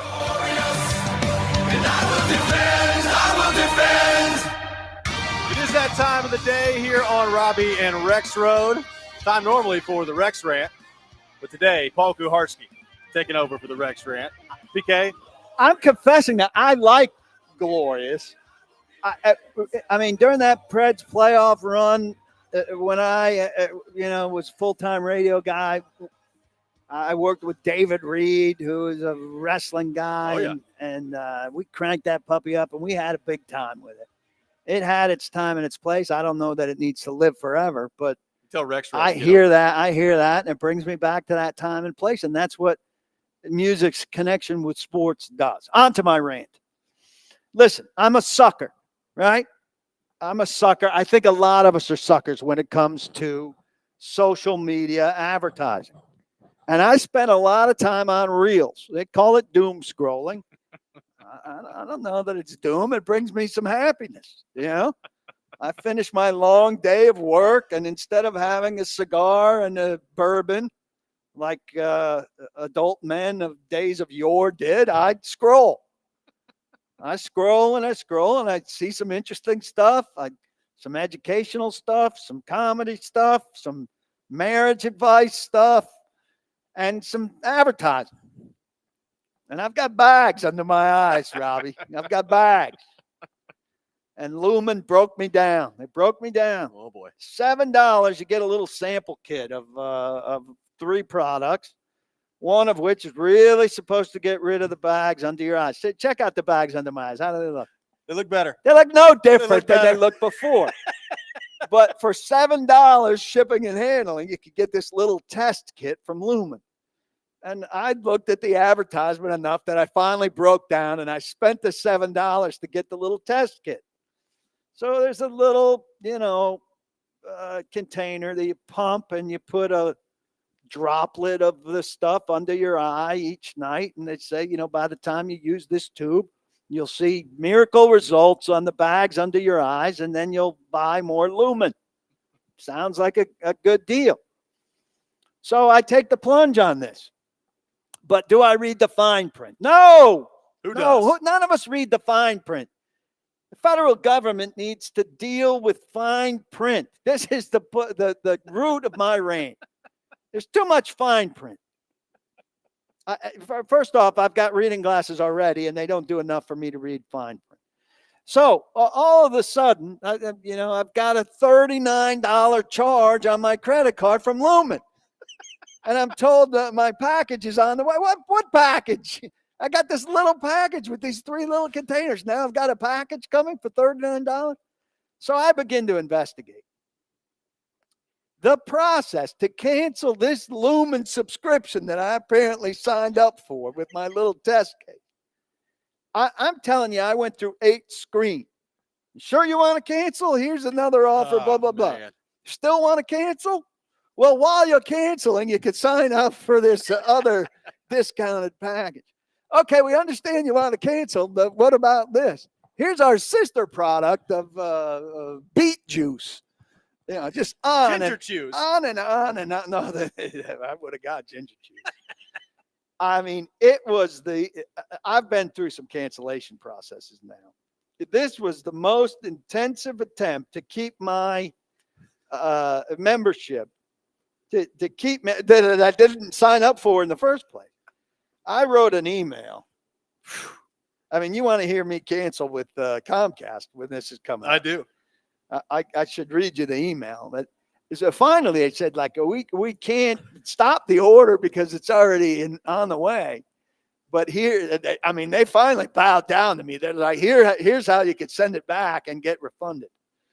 So, they create as big a pain in the ass as possible, but I will follow through. When I get this Lumen package, I am turning it around, taking it to UPS, the post office, whatever. I have to pay my postage. You do. So I will have paid $7 for the postage for the small sample, and I will be paying the postage to send this back, but I will not accept these Lumen products into my house. Now, here's what's going to happen.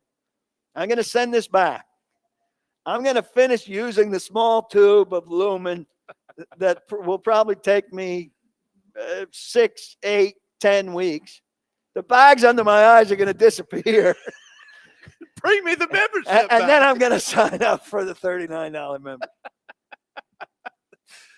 The cancellation processes for some of these things, it's unbelievable to me. It should be illegal the way that some of these companies and corporations go about how difficult it is to cancel things. I protest. Look, I don't like people canceling at my site, but it's pretty straightforward.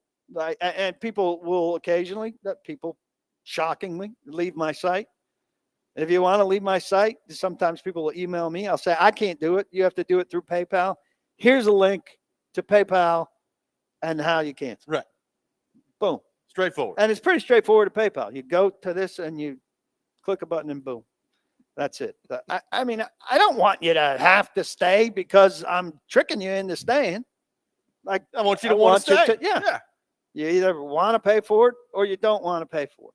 But I mean, this was a corn maze in the dark, in the snow, in a 20-acre field.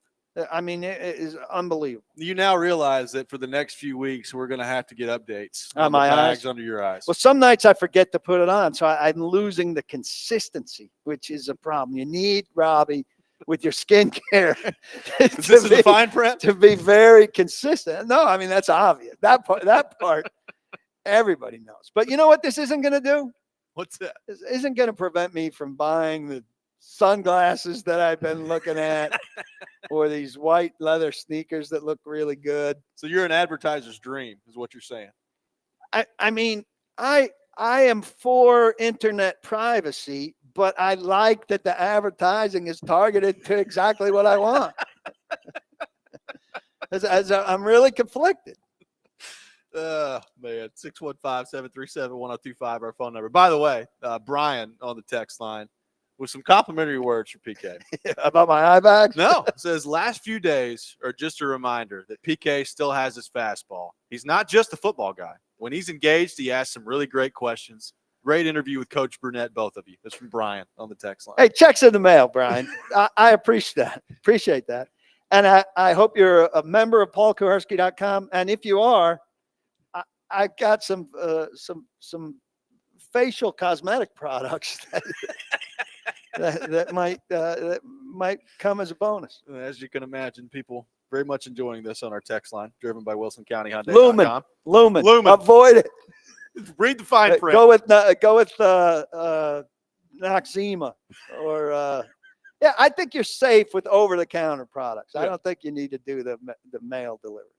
I think they're all the same, really. I would imagine that they're at least all. You know how you look at like the Tylenol and then the acetaminophen right next to it. It's the same.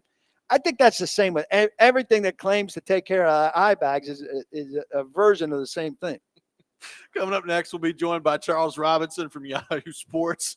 We'll get into the Titans and all things NFL with him. A fantastic rant by Kuharski. All that coming up next. Robby and Rexrode, 102.5, 106.3 The Game.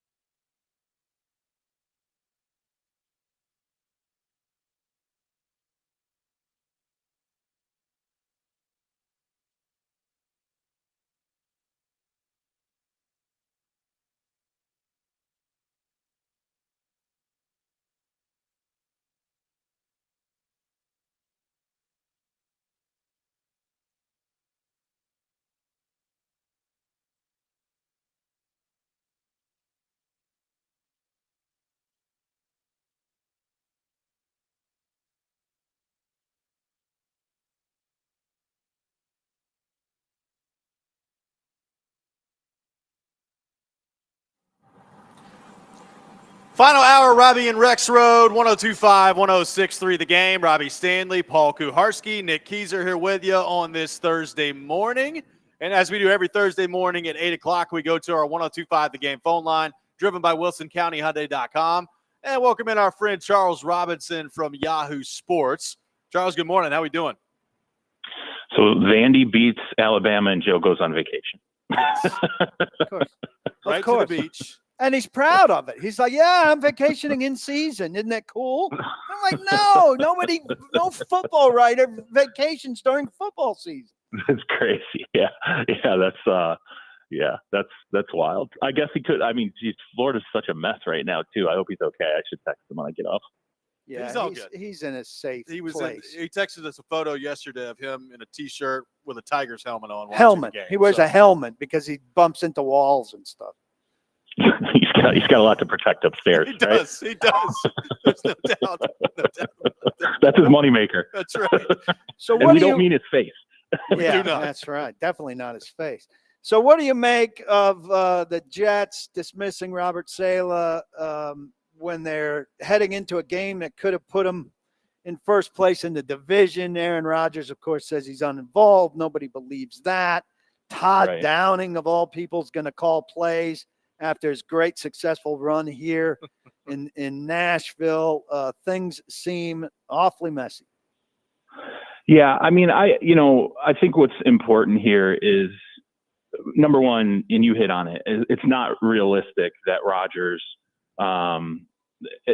had no idea that this was coming, right? Like he's an executive there with the Jets, and the idea that you would make a change and not at the very least run it by Aaron to make sure he's not going to be wildly upset about it it's absolutely implausible. But the problem is too, there's two people who have that conversation. It's Aaron Rodgers, it's Woody Johnson, and if they both say it didn't happen, then it didn't happen, right? It's the whole cat in the box thing, as long as you have a cat in the box, as long as you don't open the box, the cat is alive forever. So it's hilarious to me though that he comes out, he's obviously on the Pat McAfee show. At no point is he asked, what do you think of the decision? Like, what's your thoughts on Saleh, being fired? Was it the right decision? Was it the wrong decision? He never has that question put to him. I will say this. What was interesting to me was when you talk to people who knew exactly what was going on with Woody Johnson, the first thing that I was told was, Woody has not been impressed historically with Robert Saleh, and it was not his hire. This was something that happened when he was on his ambassadorship. He was obviously in the loop on it, but he didn't find Saleh to be the guy that, quote unquote, what I was told the media made him out to be, being this, fiery leader and this tactician and all these things. Woody did not feel that Saleh was that level of a coach. And, to paraphrase here, someone said to me, like, I think Woody was dragging this around for a while, like sort of waiting for this opportunity to make this change, because he is a huge fan of Jeff Ulbrich, who was the defensive coordinator there. He's had an affinity for Jeff Ulbrich for a while. And I think he felt, when I was told, Woody felt like this was a critical juncture, and it was the opportunity to make the change. And ultimately, when I asked about Nathaniel Hackett, I was like, was this a Nathaniel Hackett saving moment here? I was told that Woody isn't a big fan of Hackett either. Doesn't think Hackett's a great play caller. Doesn't think that he's done a good job as a head coach, and that Hackett's on a short leash now too. And if he does call plays against Buffalo and the offense does not perform, he's going to be demoted, and he could be demoted prior to the Buffalo game as the play caller, as you said, for Todd Downing. And look, it's just a massive mess there. I don't think that it's not a well-run organization at this point, and changes like this that happen early in seasons don't typically end up really setting teams on the right track. I mean, it can happen, but it's more often than not, chaos and mess it's not something that gets swept away with just one coaching change. So Charles, we were talking about this earlier in the show. Cincinnati 1-4. They've got that game won yesterday, and one of those things where, the Burrow plays great, the field goal they botch at the end of the game there, and all of a sudden they find themselves staring in the face of 1-4. Burrow looks like he's playing really well right now. The defense has some big problems. Right. Cincinnati, are they done? Is this too big a hole to climb out of? What's gone wrong with them this year and how they've gotten themselves into this point? Well, I mean, I think the one positive that you take away from that loss is you saw the Joe Burrow that you saw the guy that took you to a Super Bowl, who played. I mean, he was lights out. This was some of the best football I've seen from Joe Burrow in a really, really long time. I think the fact that T. Higgins is back in the lineup and it's once again more cohesive. They're getting something out of Chase Brown. It just looked more like a well-oiled offense. I think that is the reason why they don't think they're out of it yet. Plus, when you look at the schedule, look, they're going to go on the road against the Giants, very winnable game. They're going to go on the road against the Cleveland Browns, absolutely winnable game. You got a quarterback there who can't be benched, but might be the worst quarterback in the NFL right now. And then you have 2 home games against a Philadelphia Eagles team right now that's got its own brand of struggles, and then the Las Vegas Raiders. You could go 4-0 at this stage, the next month of the season. So I think leaning into what the offense is doing well, as you said, the defense is horrible right now. They can't get any pass rush. Their front 7 is a total mess. It's going to be a sort of a track meet team, and I think they know that at this stage. It's not going to be easy to fix that defense. But if the Burrow against, the Baltimore Ravens, if that's real, if he's back to that level of play and the offense continues to look like what it looked like against the Ravens, I think they feel like they can win games offensively and be back in the mix a month from now. What do you make of Jim Trotter's settlement? I'm happy for him. I'm friends with him. He got something that he wanted. He's going to fund scholarships with NFL money. Yeah. But it sure would have been nice to know how much money, how much the NFL is quote unquote hurt. We know they're not that hurt. But he could have taken this thing. He obviously had a good case. He could have taken the NFL to court. He could have won publicly, which would have been a very effective thing to have done against them. I'm just curious what you make of what he could have done versus what he did. Yeah, I mean, I think it's, he's a friend as well. I've known Jim for, 20 plus years. And I knew all along that there was a possibility that he would settle this case if he felt like he could, as you said, fund scholarships. If he basically, I knew his thought process was, if I can do something good, and it becomes, do I drag this out for my own purposes, for my own ability to stand there and go, look, I was wronged and here's what's going on here and let me expose all this? Or, do I say, okay, the money is where it is, or the settlement is where it is, and it's allowing me to do some level of good with, basically attacking the problem that he sees, which was a lack of diversity in that newsroom, attacking it in a different way, which was to provide opportunities to other journalists of color. And that was, I think, the option that he ultimately took. I don't want to speak, it's his decision. It's you never know. That's the one thing with these cases. You never really know what's going on behind the scenes in terms of, financially, how long could this drag out? What's going on with the lawyers? I think there's a lot that goes into it. I personally, for my own purposes, I'd love to have seen the NFL aired out. And I felt that way with, the John Gruden lawsuit. I'm like, okay, here's an opportunity for this to get aired out. The Brian Flores lawsuit.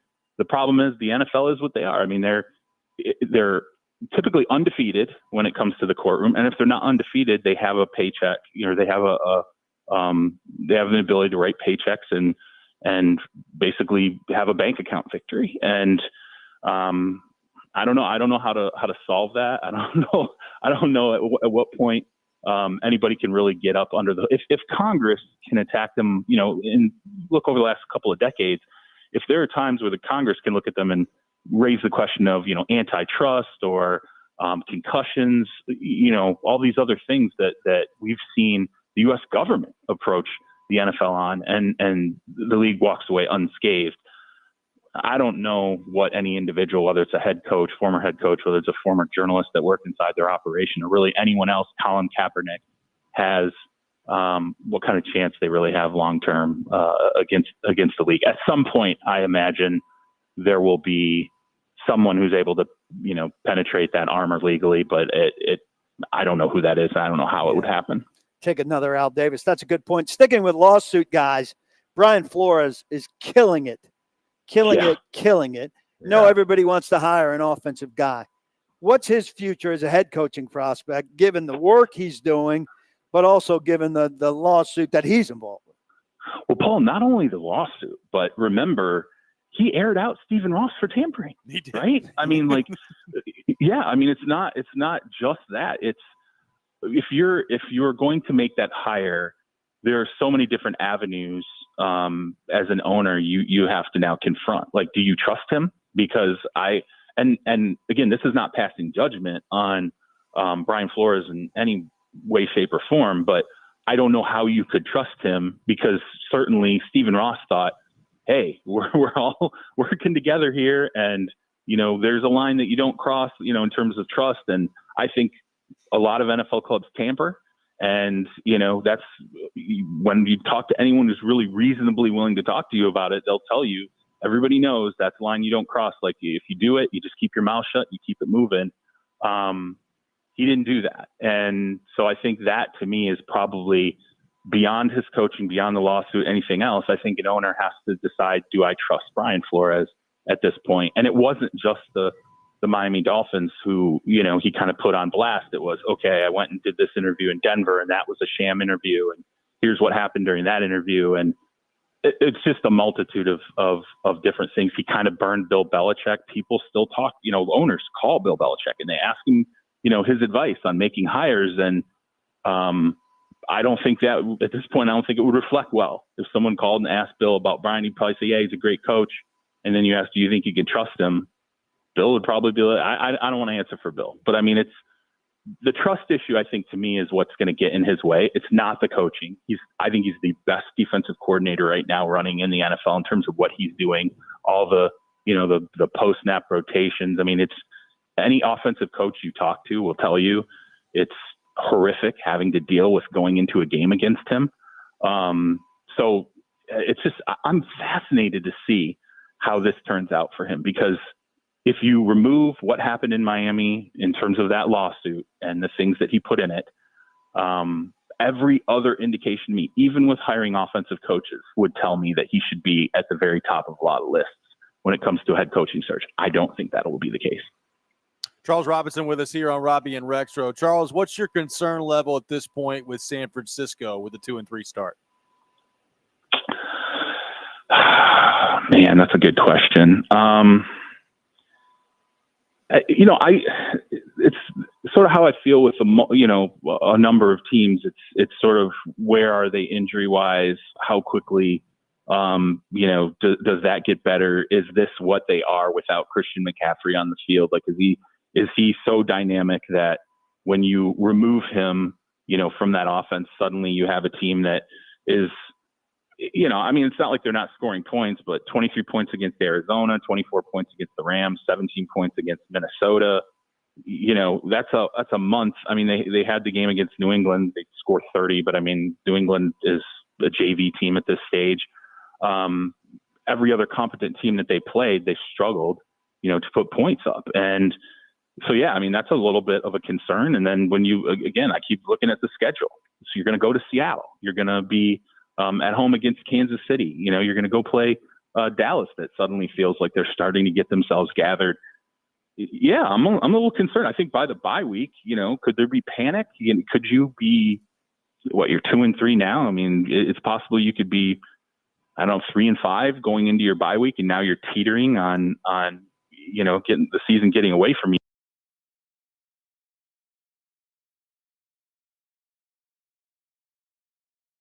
With the injuries, and I think we are probably underplaying how much Christian McCaffrey means to that offense. I have my doubts that Christian McCaffrey plays this year.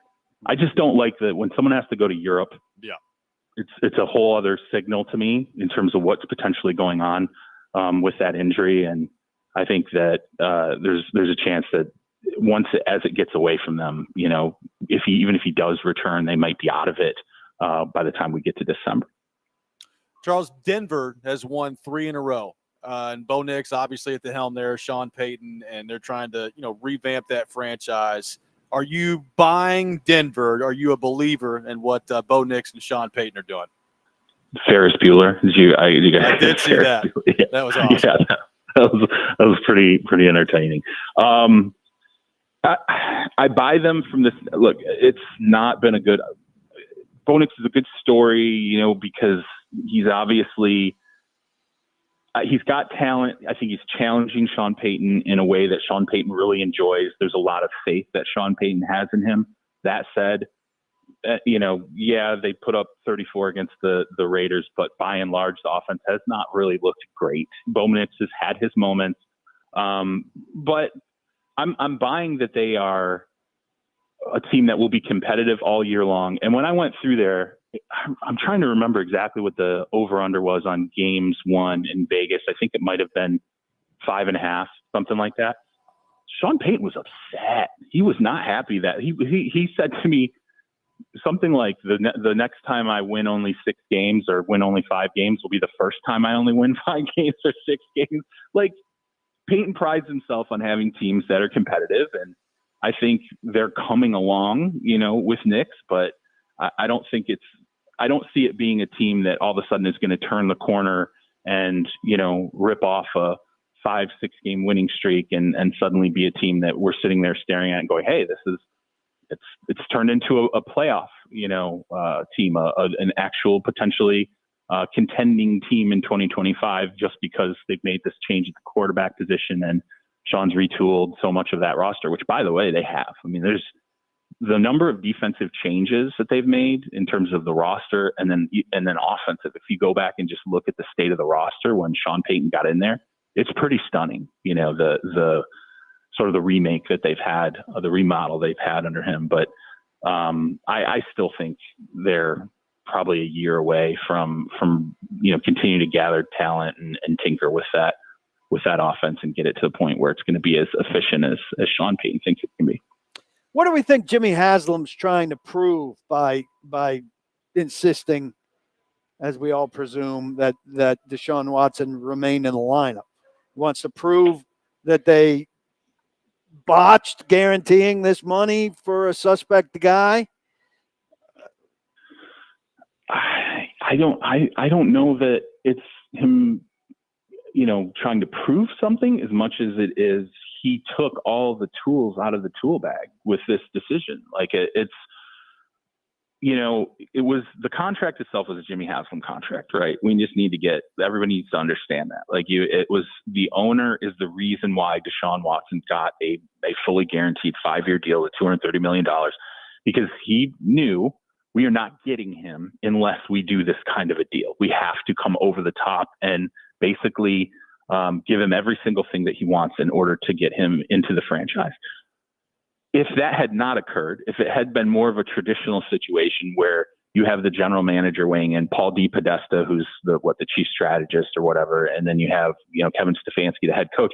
I think if Deshaun Watson does a more sort of market kind of deal at that time, we're staring at a contract where he's probably got about $60 million still due him, which makes him cuttable. He would have been a cuttable player after this season. It's a post-June designation. You split the money up, you take the hit, you move on.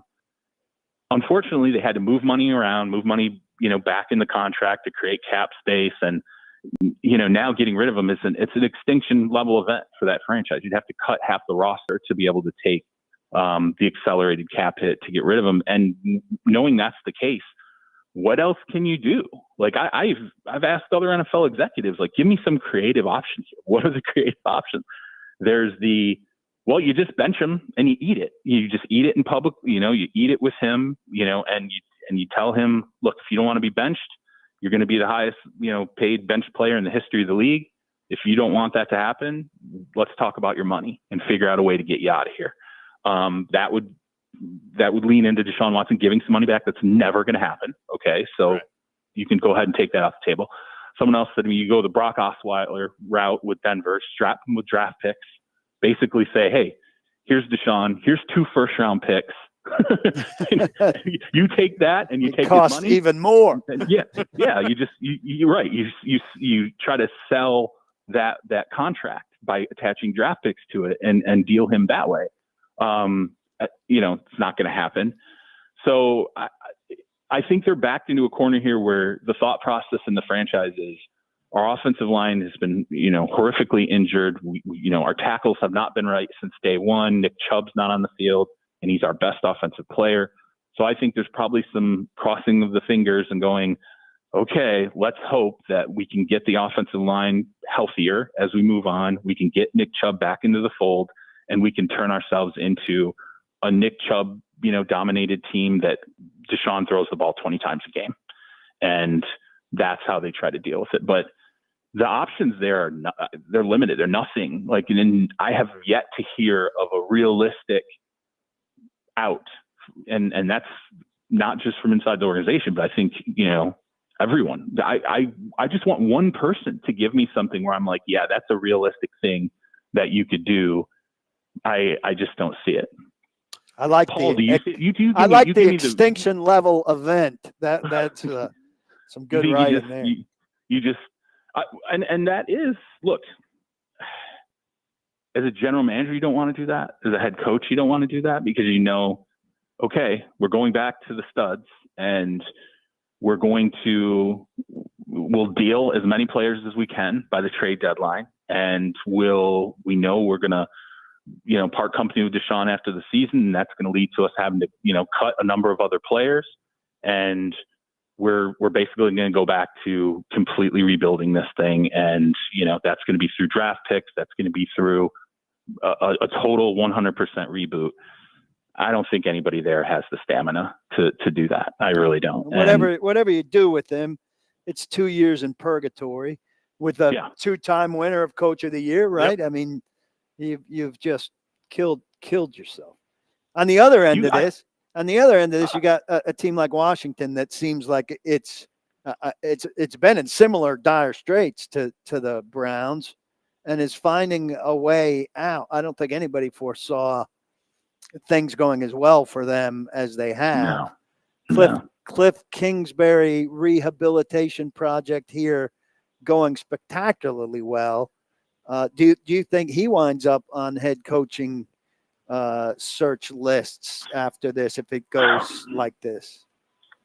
I am enthused by what's going on in Washington from the standpoint of I hate seeing any franchise in the league. I hate bad football. So to see a team start to come to life is entertaining. It's fun to watch. But I am anytime I look at any team all the time, beginning of the season, end of the season, whatever, I always look at the schedule. And I early on, I started to get over my skis with Washington where I'm like, Jane Daniels is unbelievable.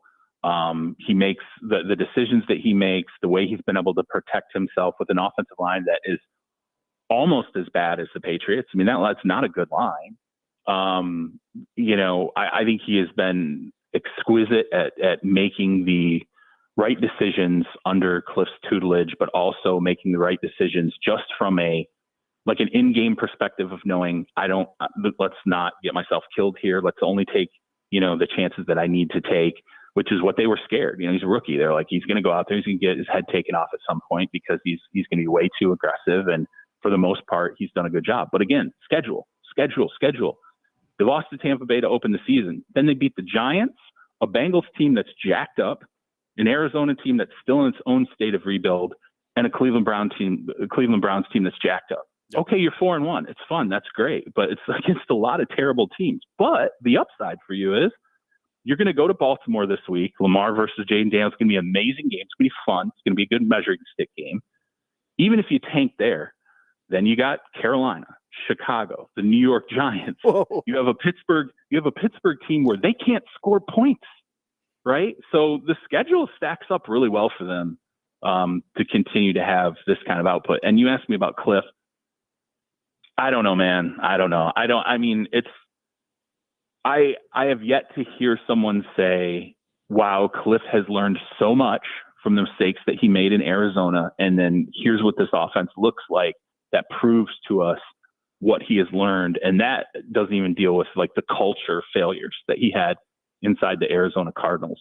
I think he's resuscitating himself. I don't know that he's I don't know. I guess I would be surprised if all of a sudden he just jumps right to the back of the top of lists again. I know he's an offensive guy and he's had all this other success, but that Arizona thing was so bad, and I mean even from a culture standpoint that people know that, and that's going to be something he's going to have to shoulder if he does get back into the that sort of interview circuit. Charles, great stuff as always. We're sorry that Rexrode was too busy being at the beach to join us today on the program. No. Hey, look, I like having PK. I get a little PK time. I enjoy that. Wait, who did the rant today? Everyone likes an upgrade. I did a classic rant today. So good. So good that it's going to be tweeted out and you should listen to it. I might text it to you. Yes. I love that it wasn't just a rant. It was a classic rant. It was. Well, the rant has gone to hell. Rexrode doesn't rant anymore. He's like, oh, I have 15 minutes and here's a topic. I mean, but Paul, why would you be cranky, when you can take vacation? That's in right. the middle of That's right. October? That's true. Yeah. Life's good for Rexrode. Yeah. You're absolutely right. Oh, if there's sand in your toes, you've got no anger. It's got soft. He's just gotten soft. He really has. Charles, thanks, man. We'll talk to you next week. All right, take care. Charles Robinson from Yahoo Sports, our guest on Robby and Rexrode. We'll react to what Charles had to say. It is also time for the first edition of the season of Pred's Pick to Click. Coming up next as well. Be the first caller at 615-737-1025, 615-737-1025. If you guess a goal scorer for the Predators tonight, you want a pair of tickets to a future Nashville Predators home game. We'll do all that coming up next. You're listening to Robby and Rexrode, 102.5, 106.3 The Game.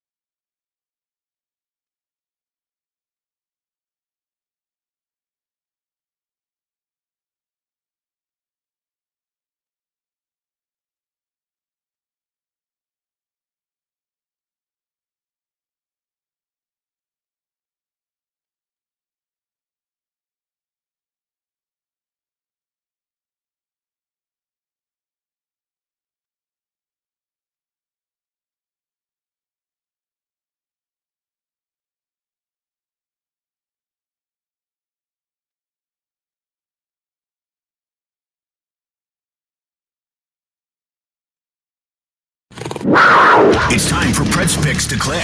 And a shot at the score. Do you think you know who will score a goal in tonight's Predators game? Little give and go. Shoot your shot for a chance to win Preds tickets. Call 615-737-1025 now. It's Pick to Click, now on Robby and Rexrode. It is time, the first edition of the season of Preds Pick to Click. Preds in action tonight, taking on the Dallas Stars. Puck drop at 7 o'clock, pregame at 6 o'clock. We'll have Predators assistant GM Scott Nickel with us here on the program here in just a few minutes. No standings update. This is the first one of the year. So with that, we go to our 1025 The Game phone line, driven by WilsonCountyHyundai.com, and welcome in Caleb to the program. Caleb, good morning. Thanks for calling in. Who is your pick to click tonight for the Nashville Predators? Hey, good morning, guys. So I'm going to take the old new guy. Give me Stamkos on the power play. And thank God all the games this year are on ESPN. Goodness, it's going to be easy to watch. There you go. Stamkos. Thank you, Caleb. Appreciate you calling in. So Caleb going with Stamkos for the pick to click tonight. PK, your pick to click for the Nashville Predators tonight. Philip Forsberg. So going with old reliable, 48 goals last year for Forsberg. PK going with Forsberg. Stamkos, Forsberg off the board. Nick Keyser, your pick to click for the Nashville Predators. Jonathan Marchessault. Give it to me. So Jonathan Marchessault. Settle down. Two of the new guys right off the board quick. Stamkos, Forsberg, Marchessault off the board, which leaves me up in the competition. You know what? I'll go with the captain. I think the captain finds his way in the back of the net tonight, so I'll go Roman Josi. So Stamkos, Forsberg, Marchessault, Josi, the selections in the first edition of the year of Preds Pick to Click. PK, real quick thoughts on what Charles Robinson had to say, particularly on the Jet stuff. One thing that we'll see how it plays out this week, and if there's still an availability next week. I do wonder, like the Devontae Adams stuff. If you're him, are you looking at the situation any differently now that they're 2-3 and they fired their head coach, or is the only thing you care about that Rodgers is there and that's your boy and that's who you want to go play with? Well, I mean, he's in a bad situation with the Raiders, who aren't good. So, you know, I don't know if he can drive it that he gets to go automatically to a big playoff team. And when he went to the Raiders weren't great. So he was people driven more than he was Super Bowl caliber team driven. So I don't know. Adams is a little bit of a different bird. You would know more about that than I, having rooted for him. He's kind of different, right? Yep, he is. And he typically hasn't really been a problem or a malcontent or anything like that, but starting to get that way at the end of his time there with the Raiders. I'm really interested to see how that goes and where he ends up. This Monday night game is a big deal. Yeah. And I have trouble not seeing Buffalo bounce back. They've lost 2 in a row to good teams. I thought they'd bounce back against Houston, and they were in position to bounce back, and they blew that game. And this game's in Buffalo, right? Yes. I don't know. Jets in disarray against Bills, who really need one, with Hackett or Downing central. Not that Hackett hasn't been, but I like the Bills. 615-737-1025, our phone number. We'll be joined by Predators assistant GM Scott Nickel coming up next. You're listening to Robby and Rexrode, 1025-1063, The Game.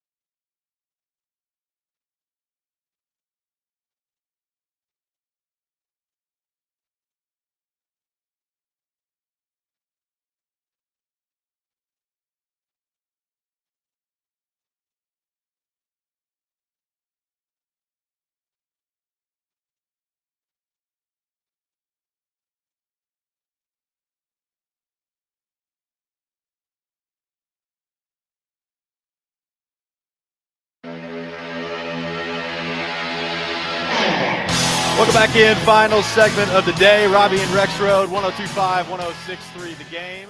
Robby Stanley, Paul Kuharski, Nick Keyser here with you on this Thursday morning. Preds taking on the Dallas Stars tonight for their season opener.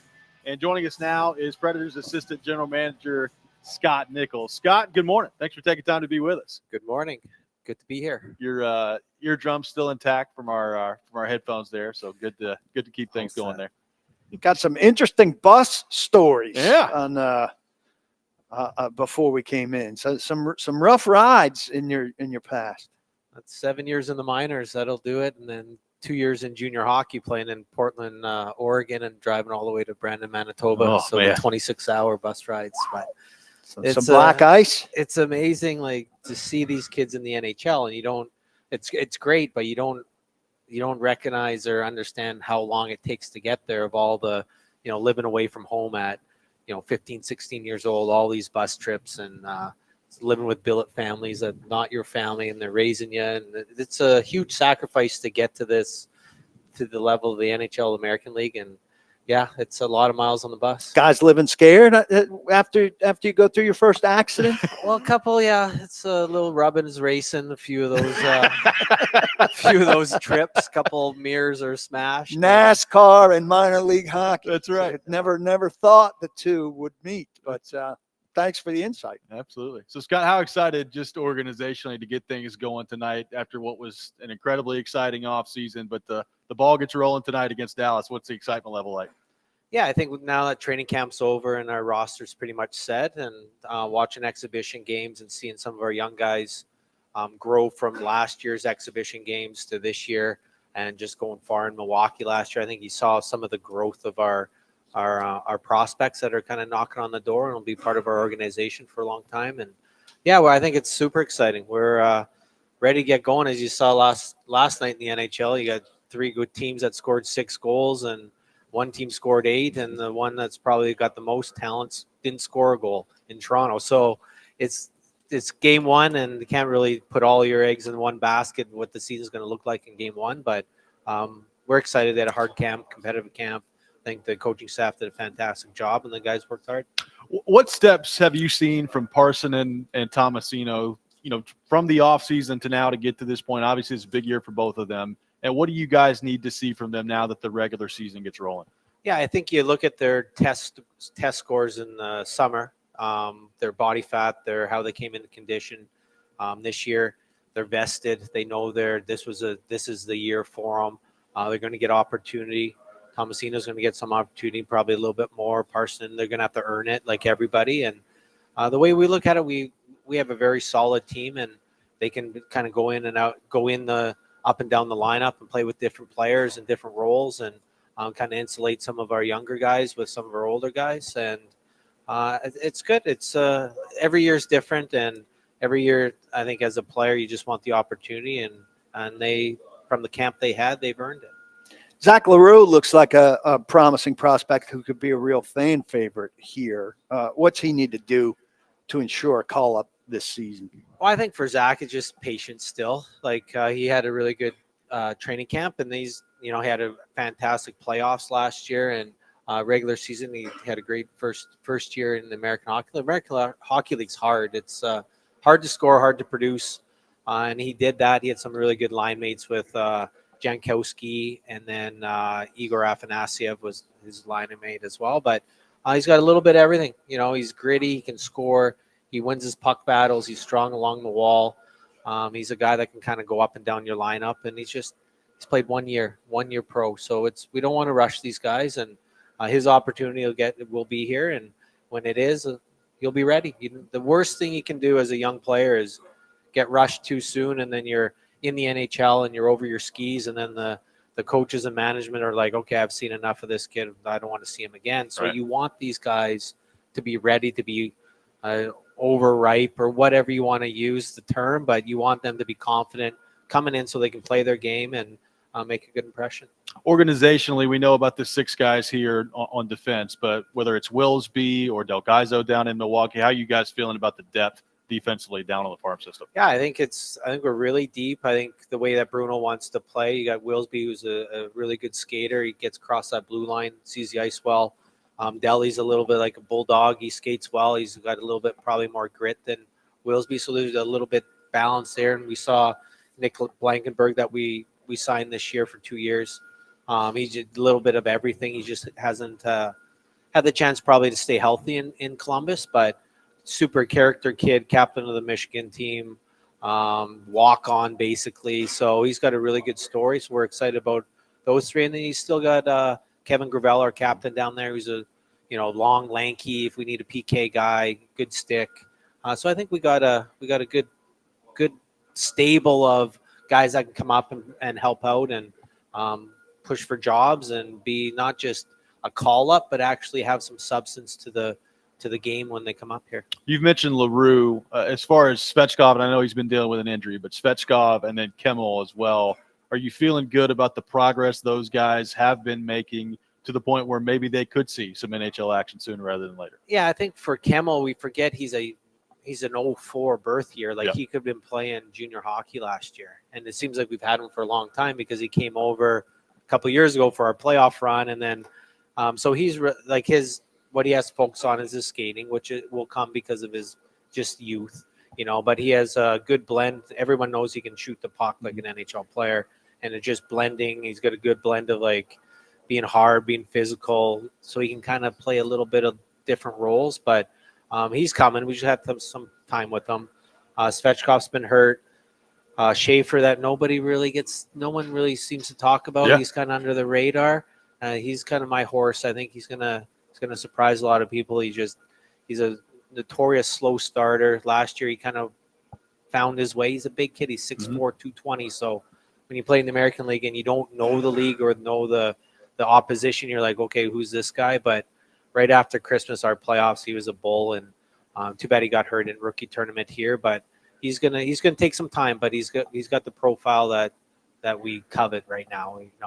With size and skill and skating ability, and so it's just. And then we saw a little bit of Ozzy Weisblatt that we traded for last year, and he's a little bit of a buzzsaw. So what I like about our prospects is they're all have a little bit different, profile. Yeah. They bring something different to the table. They're not all a cookie cutter, same kind of profile. So it's see how the year goes. Everyone has there's always, some disappointments and some guys take the ball and run with it. So I'm excited to get going. You still get the jitters for opening night?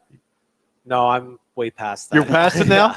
I'm just excited to start and just get everybody going and get the whole organization going between, in Nashville, Milwaukee, and, even Atlanta with the East Coast League. So it's good. Yep. Well, Scott, really appreciate your time. Look so much forward to the start of the season tonight. We'll talk to you soon. Good luck. Thanks, guys. Preds start their season tonight against the Dallas Stars. That's going to do it for us today here on the program. PK, great stuff as always. Don't block the box. Be sure to lock the locks. Thanks for having me. I enjoyed the 3 days. Absolutely. Well, do it again. PK will be back with us next Wednesday as well. Actually, next Monday in the reaction to the Titans game. Chasing Big Joe is coming up next. You're listening to 102.5, 106.3 The Game.